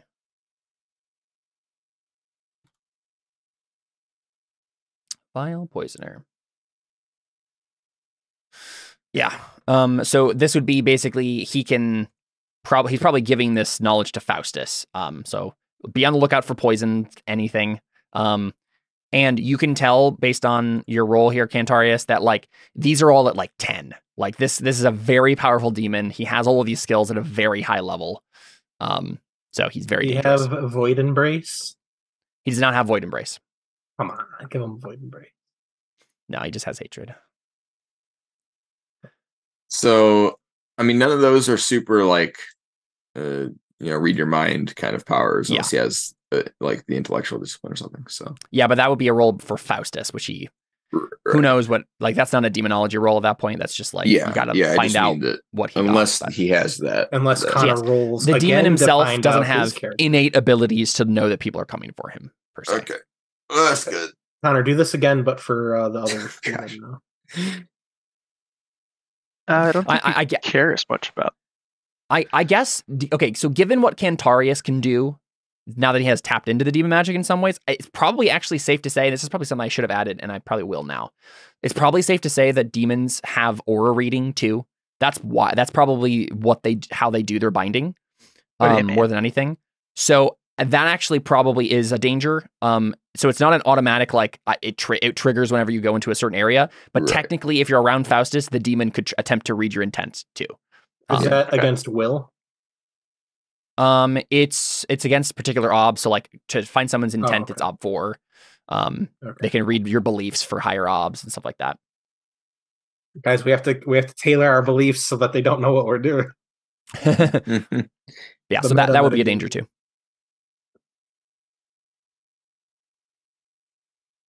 Yeah, given that knowledge, what would you like to do? Does Connor share? I Or assume. does Cantarius share the magics? Yeah, I do share. One.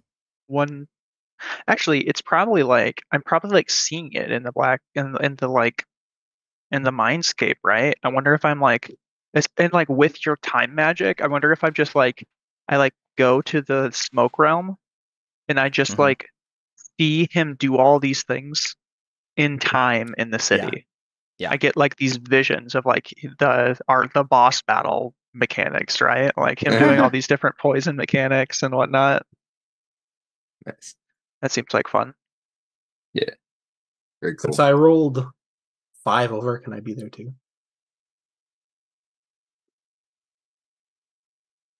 What do you say? Since I rolled 5 over on my continuous, can I be there too? No, I don't think so. It's mostly just for the joke of freaking Connor out or Cantarius. Yeah, Cantarius looks over and Alfons standing right. Like, oh. And that's what wakes him up. He's like, that was a nightmare. So, all right, that was a lot of work to establish something that I think we thought we already had established. Oh, we know his exact magics now, and that he's a literal necromancer. Right, Yep. but I mean, like, we still don't know what the plan is. So, like, are we killing Armando first? Are we not doing that? Are we? I think if the choice was like basically, will the demon have ways to find out stuff that you're doing this stuff, even if you don't kill Armando? I think the answer is yes. Like, it's probably too high of a risk. It's not an automatic yes. Like, the demon's not going to automatically know as soon as you get in his presence. In which case he would already know. But it's still a danger. Like, if Cantarius or Alfons or whoever is ever in Faustus's presence, this is a danger. Right. And if you want to do guild stuff, you're going to be in his presence at some point, probably, right? So it sounds like we need to resolve the issue that was within our reach, and then hope that it puts our next issue within reach. Yeah, and that seems like the sort of thing that Dellon should deal without Alfons there, and probably without Cantarius. Since we're doing the splittings the way they are, I think it's probably fine if Dellon and Theo take that themselves, and Cantarius and Alfons go start doing the court and guild stuff. Because he's a lesser demon. Dellon's a holy knight with faith. It's probably not gonna. You probably don't need the full force of the party to bear here, at least according to Cantarius's read on it. Sounds good. So as long as everybody's okay with the plan, that seems like a good first step there. Cool. Is there any other conversation you guys need to have before like the actual splitting up occurs? No, I did want to ask though. Do we have access to that character sheet now so we can reference it? I don't think you have access to like every single stat. It was just his powers, right? Yeah, just like his main it's powers. His beliefs at this time, they could change. I don't think we're privy to all of it. And you don't know his beliefs either. You just know his powers and abilities, which is I already told you. He has high stats across the board. He has very. I'll read off the rest of the skills if you would really like to know them. Well, because I didn't know you were going to play us so dirty like that. You know. I don't want to give you access to his character sheet. That seems a little bit too far fetched. This is not like its powers and abilities in a like demonic, like, yes, it's a demon. What are the legends say about what this demon can do? Right. That's the idea. So he has apocalypse wise at 10, death art at 10, doctrine of knight's blood, which is basically demon doctrine at 10, graveyard wise at 5, murder wise at 8, rituals of night at 10, which is the magic, demon magic stuff, servant wise at 7, and vile poisoner at 10. What's his sword skill? 0. He's ephemeral cloud.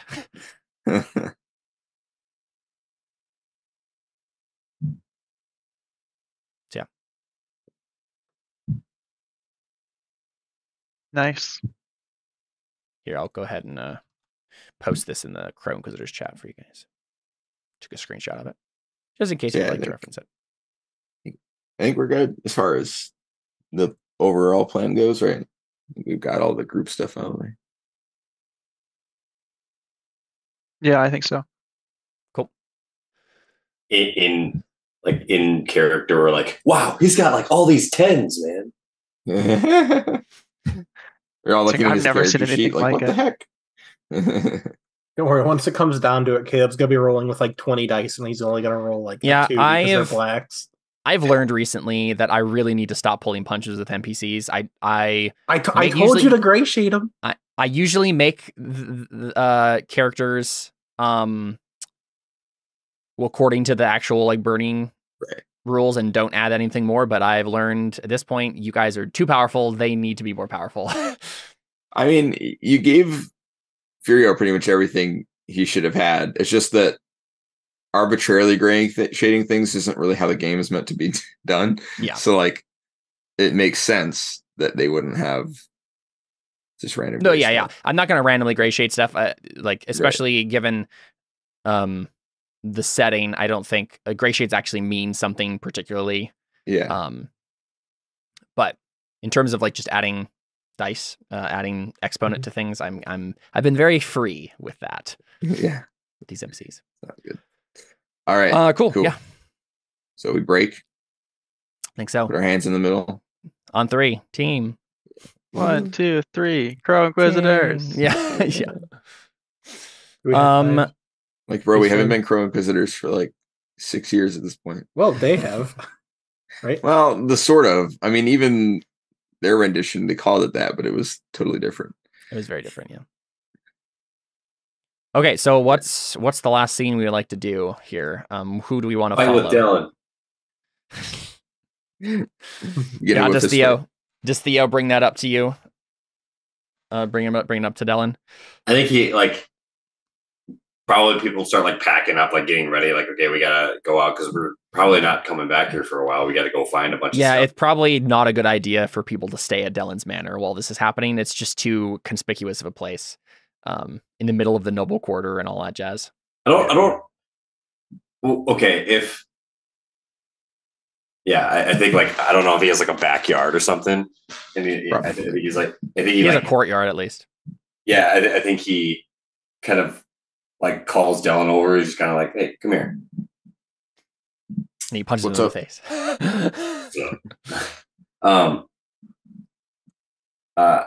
I think he kind of like, he's looking out and over the courtyard, not looking at Dellon. He's like, why do you trust the gods?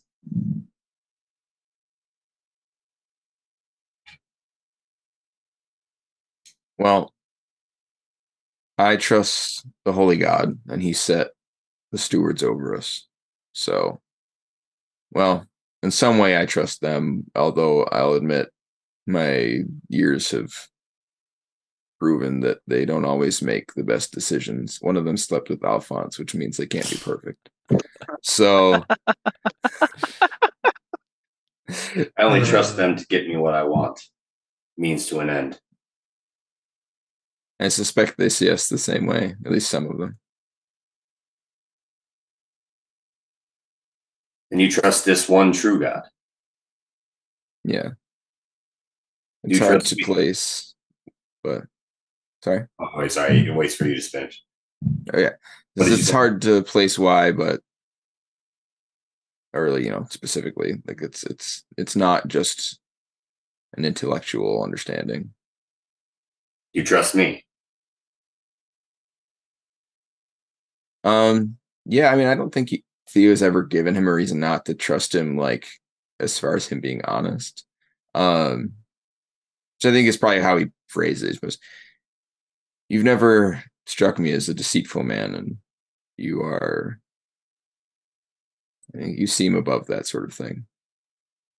But I mean, it's been many years, Theo. I don't know you very well anymore, but I don't suspect that you're a deceitful person, if that's what you're asking. Sometimes I don't know if I know myself. We've had our differences, Dellon. Yeah. Perhaps we need a little bit of camaraderie. What do you say we? And he starts like taking off his jacket. He's like, "What do you say we try a little camaraderie here, or try a little test. What I like you just calling it camaraderie. Right? Yeah, This is the camaraderie. Yeah, this is the little bonding exercise. Yeah, I think that surprises them. What did you have in mind specifically?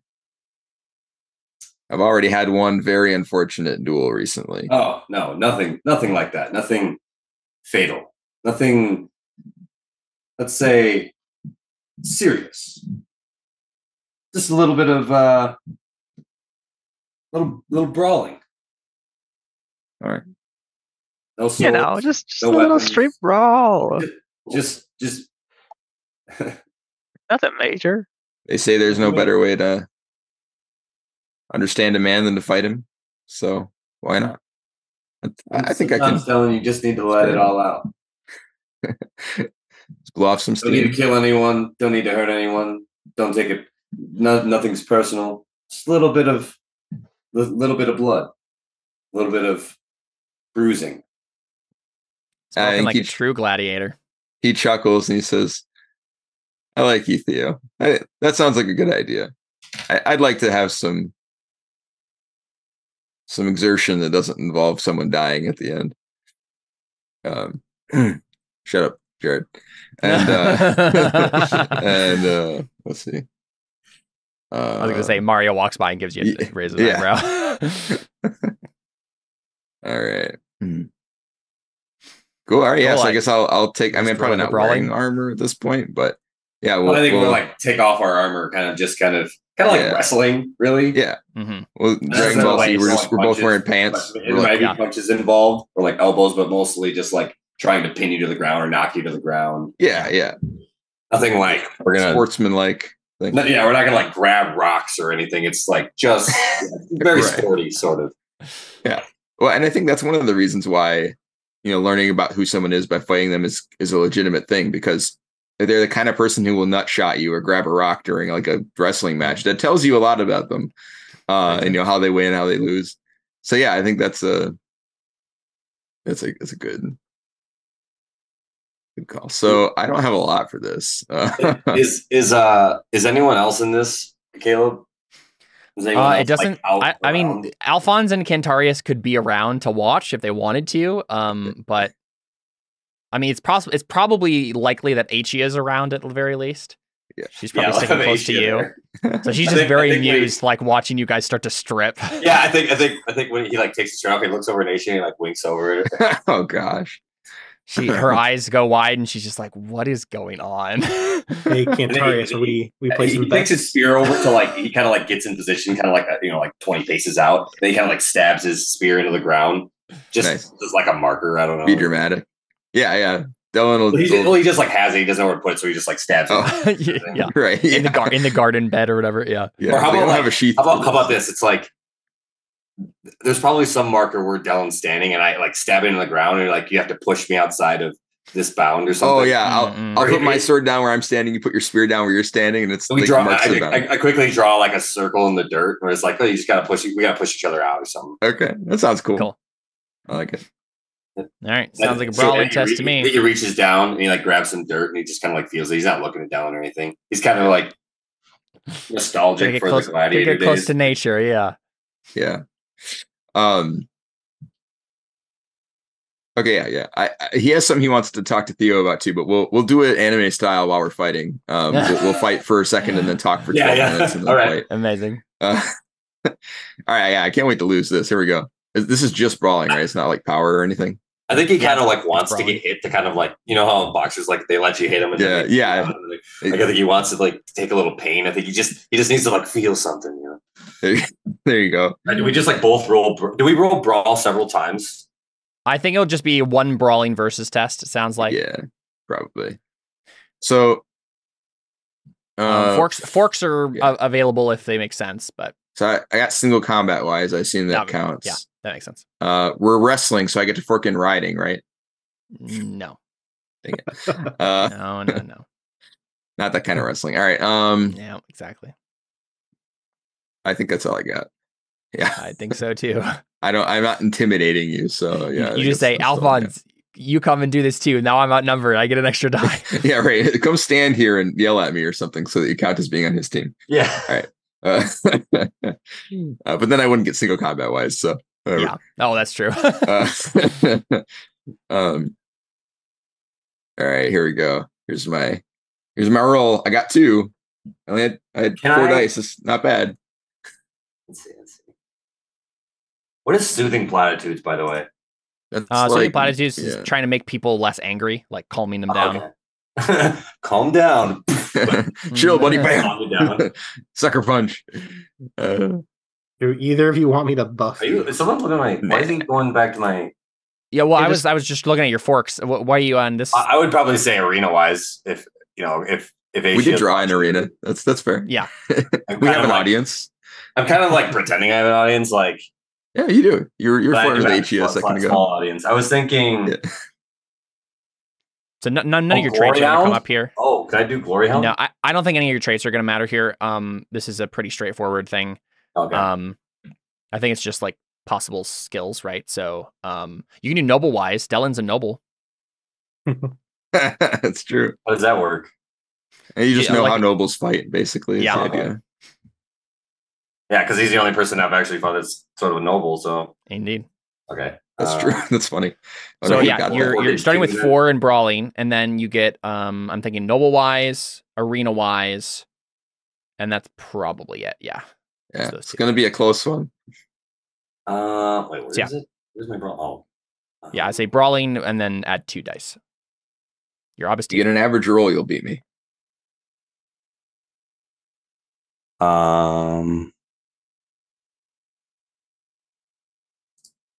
Base off is 2.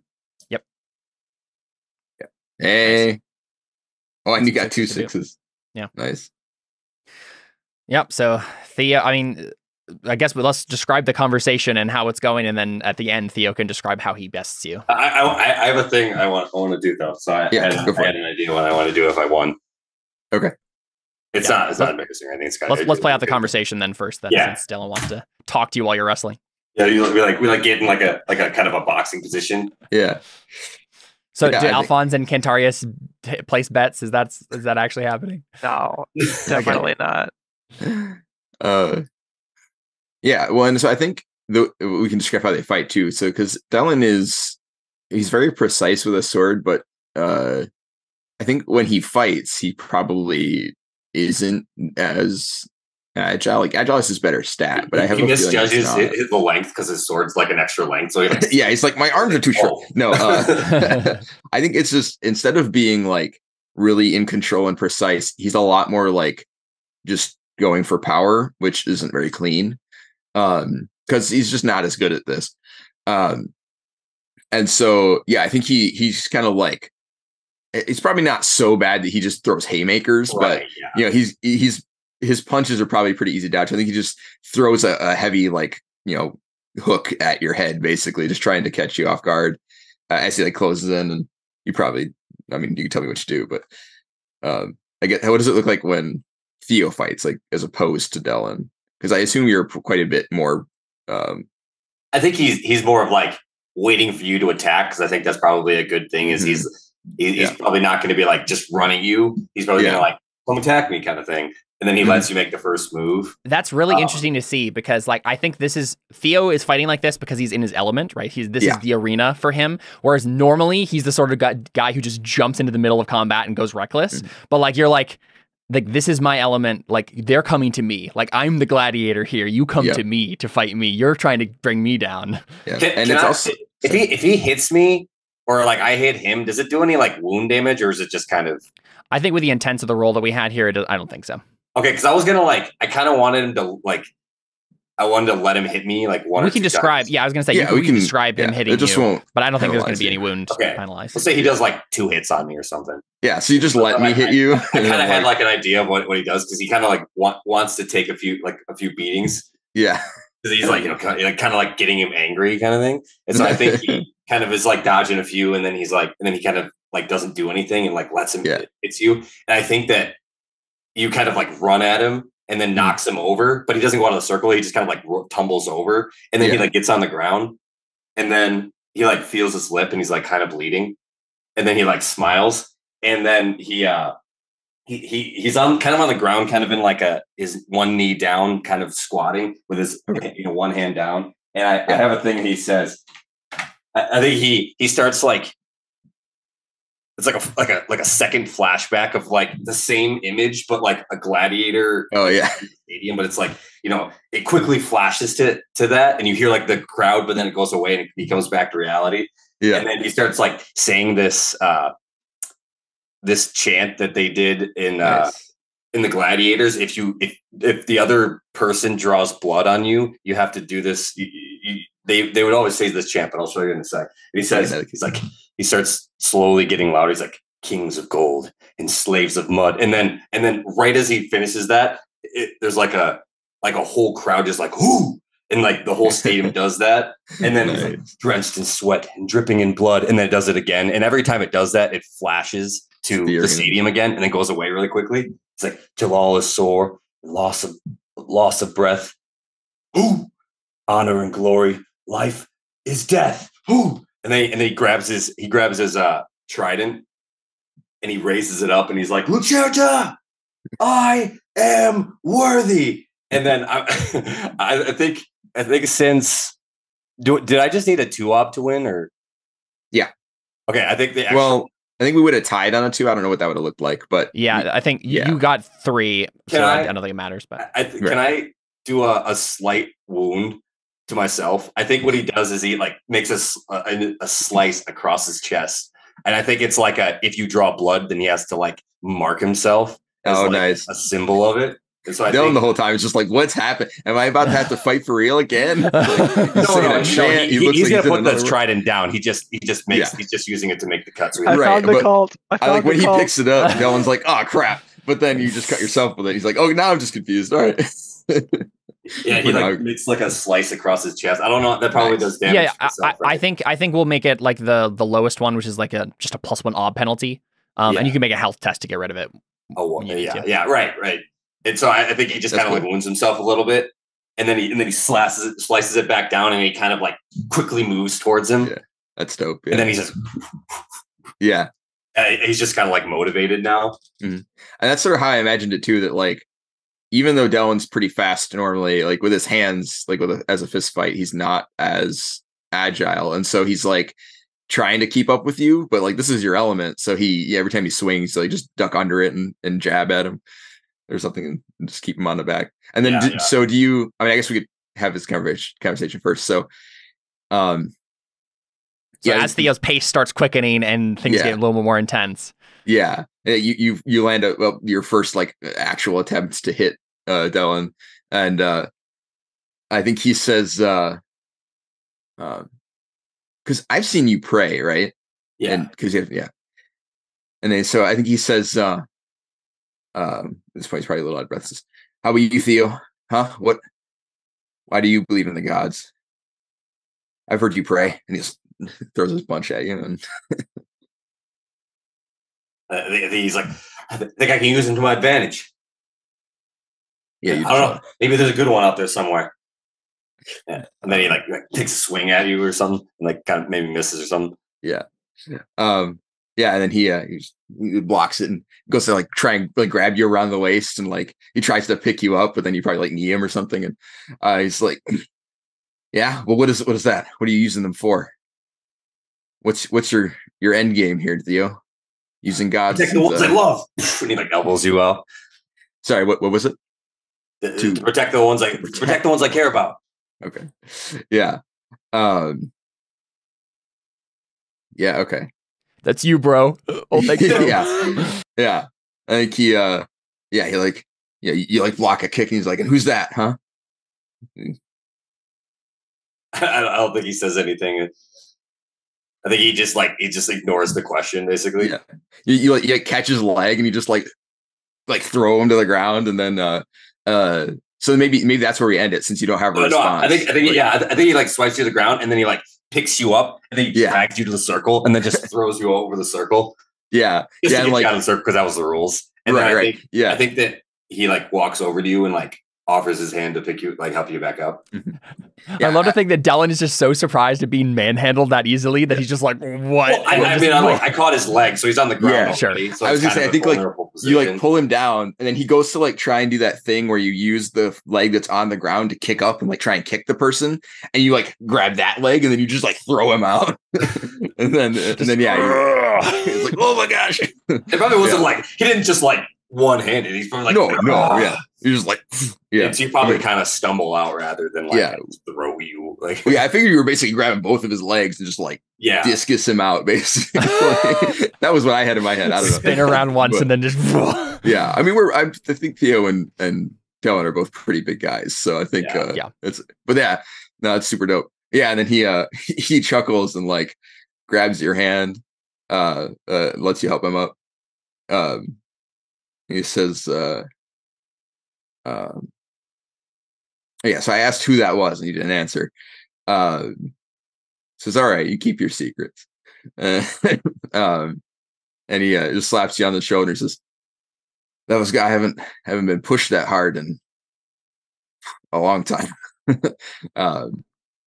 And Acia, Yuma, and Maria all give each other a look and then say, men. I thought you were going somewhere else with that. I'm like, what? No. He's like, you're all right, Dellon. You're not so bad yourself, Theo. And hey, if you ever feel like answering that question, I'll come around. Yeah. There's no better goal. There's no better motive, no better use for your tools, which I gotta say, you're picking some pretty ambitious tools in the stewards, but I think you know how to answer the question. Actually, he's like, I'm afraid once I say it out loud, I'll lose them. I understand that. So he doesn't want to say that he actually cares about anybody because everyone he did like lost, basically. Yeah, he doesn't want to admit it. Yeah. So he just nods. I understand that. Well, if you ever need my help with it, let me know. I'm not a steward, but I'm not so bad. I can handle myself too. I'll do what I can. I know. And then I think he looks at the like gash you put in your chest. He's like, let's get a bandage for that. Like, Acia, I mean, Theo, if you want to make help me sew this up. No, rub some ointment on me, Acia. Yeah. You could probably just make like a health test to just quickly recover from it. I was gonna try and meditate, but yeah, well, I mean, meditation would mean like if you need like a certain amount of time to recover from a wound, like so that's not the same thing. It lets you meditate instead of sleeping, basically, is the idea. But you still have to recover from it with the like the roll. Wait, so what is this roll? So this is just an OB1 health test. And then how long does it take? What if I don't? You die. It basically there's just like a certain amount of, I think for this one, a certain amount of minutes that it wow. Yeah, I think it just takes longer. You could roll a fate to re-roll one of those. I don't think it's going to matter that much. Yeah, you have a 5 fort, so this lasts for 5 minutes. Oh, even having failed, what would happen if he had succeeded? It goes away instantly. Oh, it just seals up. I think the idea here is it's mainly like it's superficial, right? It's the superficial wound. So it would only matter if you were in the middle of like a bigger thing and you're trying to grit your teeth real quick and like push past it, right? And if this was in like a middle of a battle or some longer sequence, you would be like, okay, sounds good. For the next 5 minutes, I still have to deal with this nagging pain. Right. But you have like every steel thing that matters. Do I need to roll like a steel test or something? I mean, you would if it had mattered for like fight or something, but I would just mark the routine test that you got on health, and I think that's all that matters. Yeah, it'll just work itself out. What would be like a gratiated health? You just like heal instantly for all wounds? Well, you're just way better at recovering from them, right? It also means that you can't be killed. Oh no, that's a gratiated mortal wound and stuff. Yeah, so gratiated mortal wound, you need like power and fort. I think it's also and will. There's like 3 stats. And will, yeah, that all need to be gray shaded, and then you have a gray shade mortal wound. Yeah. So yeah, gray health would just mean that you recover release. Yeah, basically the only way to kill someone with a gray actual wound track is to do gray damage, which requires a gray weapon. You literally can't hurt. Actually, like that's a not magical technically sword true. or something.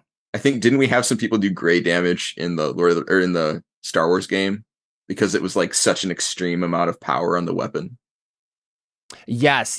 If they had, if you have enough power that it goes over the B16 into G1 or Then whatever, yeah. Gray. But I don't think that's possible with vanilla because you would. Yeah, I think like the lightsaber is like strength 5 or something ridiculous. Yeah, and we all had like so I don't think we'd have to worry about that. But yeah, that's to do like a superficial gray wound. You'd have to go so far above the black track that you go into the gray track. Yeah, even then you're like scratching them. Cool. So I mean, we could probably just do bits and call it here, but let's make sure that we know exactly what's the plan for next time for everybody. Like, what are the scenes that we're opening up with next time? So for Cantarius and Alfons, do we want to start with going to Giolina and trying to get her help? I know that was something you wanted to do, Jared. Sure. Right, because that seems like a good first step before you get. Because then if you get her help, then you can start using her against the guilds and stuff, right? Mm-hmm. Otherwise, you'll have to find some other way to go about it. It's one of those you wanted to ask for one from Ikea. But I just didn't want to throw it away. I assume Cantarius, you're gonna want to do Oh, is it? Yeah. What's it called? Cult seeking out. Did you have a particular thing you wanted to start off with that? Or were you going to go along with what Alfons is doing first and do more court intrigue stuff? Yeah, I think so. Okay.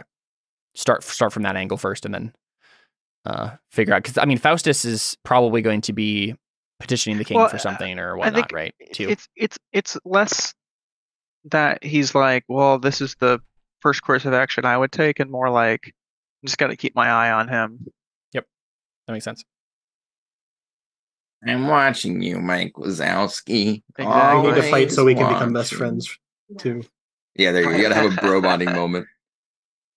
So Dellon, I think the thing that I want to do next time with you is, I think maybe the last even scene we get of this session is Maria pulls you aside and basically says like, sorry, I've been so absent the last day or so. I've been looking into something that I think you're going to want to look into. And I think this is after Cantarius and Alfons have already left to do whatever they're going to do. And Theo's kind of like waiting around, maybe talking with Acia. And for you, or meditating or whatever, like before you guys go off and do what you were going to do next. I think the last thing she says, right, is she says, I've been looking into a power play happening in the church right now. One that I think might threaten what it's going to shake up the balance of power in the situation we're in currently. Already? Yeah. She looks at you, Dellon. This is probably like the dramatic moment we like cut the session on. She says, there is another cult forming. A group of church members have decided that Alphonse's child is their messiah. Oh, for crying out loud. Dude. we just hard cut on that moment. Is he not? And specifically, I think that actually the very last thing she says is like, this wouldn't be a danger. It hasn't been a danger until now because it's been a couple of crazies. But your father has got behind the movement. Elon Tan, the former high priest of Ceran, believes, or at least says he believes, that Luca is the Messiah who will save the Church of Ceran. He's like, which child? Yeah, right. Which one? That's crazy. And Luca's the name of Alphonse's kid. Yeah, the one he had with his sister, by the way. I mean, I think you meant to say Alfredo. Alfredo, yeah, Alfredo. I reject that name now and forever. Alfredo and Gaston, the half brothers. That's what they wanted to name their kids. Yep. Yeah. Yikes. So yeah, that's where we end. What? You let them get away with it? No, that's not their actual names. I know. Oh, okay. Yeah, I think that's the dramatic moment we hard cut on, and we Nice. can bring that up with Dellon next time. You can decide whether or not we'd rather deal with the bishop stuff first or go with that. Whatever you'd like to do. I don't know what to do with that. Maria didn't want to bring man. that up in front of Alfons. Right. She wanted you to deal with this. Ugh.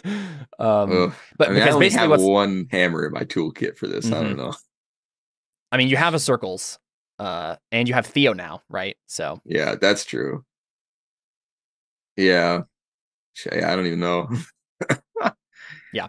So basically, Ugh. there have been reports that like the child has like mystical powers. Okay. Yeah. Basically, I think the rumors are the kid can charm anyone with a word. Like he takes after Alphonse. Like he can literally just Isn't say he one? say anyone. He's 3 years old. Oh. Okay. And he's a remarkably intelligent and socially apt 3-year-old. Right. Yeah. So Great. it's a very weird. He's a very disconcerting child to talk to because he has a much higher vocabulary than he probably should. Oh boy. All right. That's my boy. Cool. So yeah, let's do Artha, and then next time we can pick up with all these threads. Yep. Cantarius. Alrighty. The demon is here in Lucerta and must be stopped. I will gain intel about my prey. You Working did it. toward. Oh no, actually no. I totally Mhm. succeeded at Persona. that. Yeah, that's worth a D point actually. Sweet. No.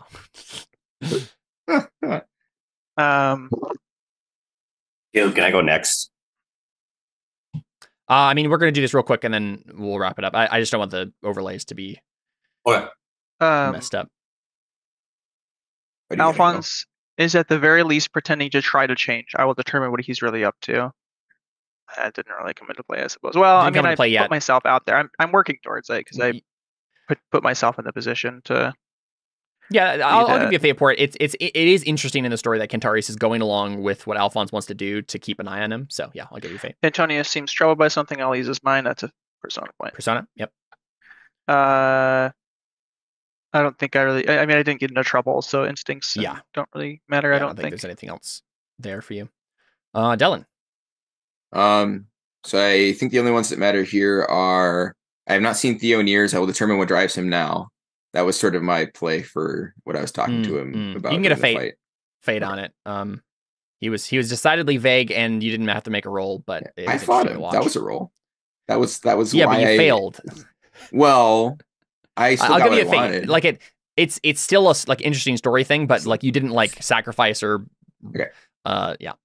Last time I met the Order, they tried to murder me at the wedding. I will determine if Theo is being deceived by Acia again. I don't know if I made any rolls, but I was basically like, you have to do all these things to convince me. I think another fate point there, right? Okay. I think that's it. I didn't get in any trouble or anything like that. So yeah. I'm gonna give you persona for embodiment, Dellon, for that. I mean, both you and Theo are gonna get the embodiment for yeah, the Theo awesome definitely deserves it for the brawling. those- But I mean, Dellon's like descriptions were also awesome. So I'm gonna thank give you. both of you embodiment. Sweet. And then Alphonse.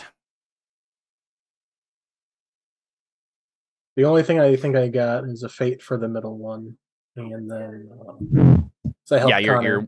you're working towards ingratiating yourselves with the. And king, yeah. then I'd argue a fate for licentious When did that come up? at the very end with the prophet. Oh, you know what? Sure, Alphonse, I'll give it to you. Yeah, the fact that you had an incestuous child with your sister, and now he's become a messiah figure. That was caused by your licentious trait. Great. The And gift that then keeps on Theo. giving. You worked on the first one, right? You're doing meditation and stuff, so fate Yeah. point. You found a lead on a powerful artifact, but like didn't have to make a roll to convince anyone of it. So I think another fate point there. You're kind of working towards it, but like. I made a roll to the god to tell me. Oh no, you're totally right. You're 100% right, and you succeeded on that, so you can get a persona for that. Yep. And his answer was just wait. The knock is coming on the door, but you still succeeded. So Gave me an answer. Yeah. persona, and you tested yourself against Dellon, so persona there. And then you get another persona for embodiment. That was also. Did you write that yourself? Or was that like from Yeah, I something? wrote that myself. Nice. That's awesome, dude. That was super cool. Yeah, I love that. Super cool. The flashing I green can and just stuff picture it. too. He's like getting in the zone. He's not even like thinking about like it's the back of his tongue. He's just like, oh, I love this. Like, Yeah, I'm glad we got to spend a lot of time with Theo today because we haven't Me had too. much time this season to spend with him yet. So Yeah, that was great. and that was super cool. Yeah. Mm-hmm. Was there any other like Artha moments that we can think of that came up? Was there like a in character humor moment or right skill, right time? I mean, it's one roll demonology. That was useful. Yeah, sure. Cantarius can get a fate point for having. Does that count? I mean, him having the intellectual discipline is very helpful, and I think the fact that he managed to know all of the demons' powers because he happened to have the intellectual—that's just very helpful. So I think. Oh yeah, I guess technically he didn't roll demonology. He did something else. Yeah, no, I rolled demonology and I failed. Yeah. Oh, right. But Yeah. I think it counts. Kinda Though. rolled Cantarius has been discipline. doing some Yeah. really fun things with his intellectual discipline. Yeah, that makes sense. Cool. Thank you. I think that is all for now, but we'll be having a session next week. So look out for that. Crow Inquisitors coming at you next Saturday. I'm excited to continue the story. I was really, really pumped to drop that Alphonse's child as the Messiah thing. I've had that in my back pocket for years now. So nice. It'll be great.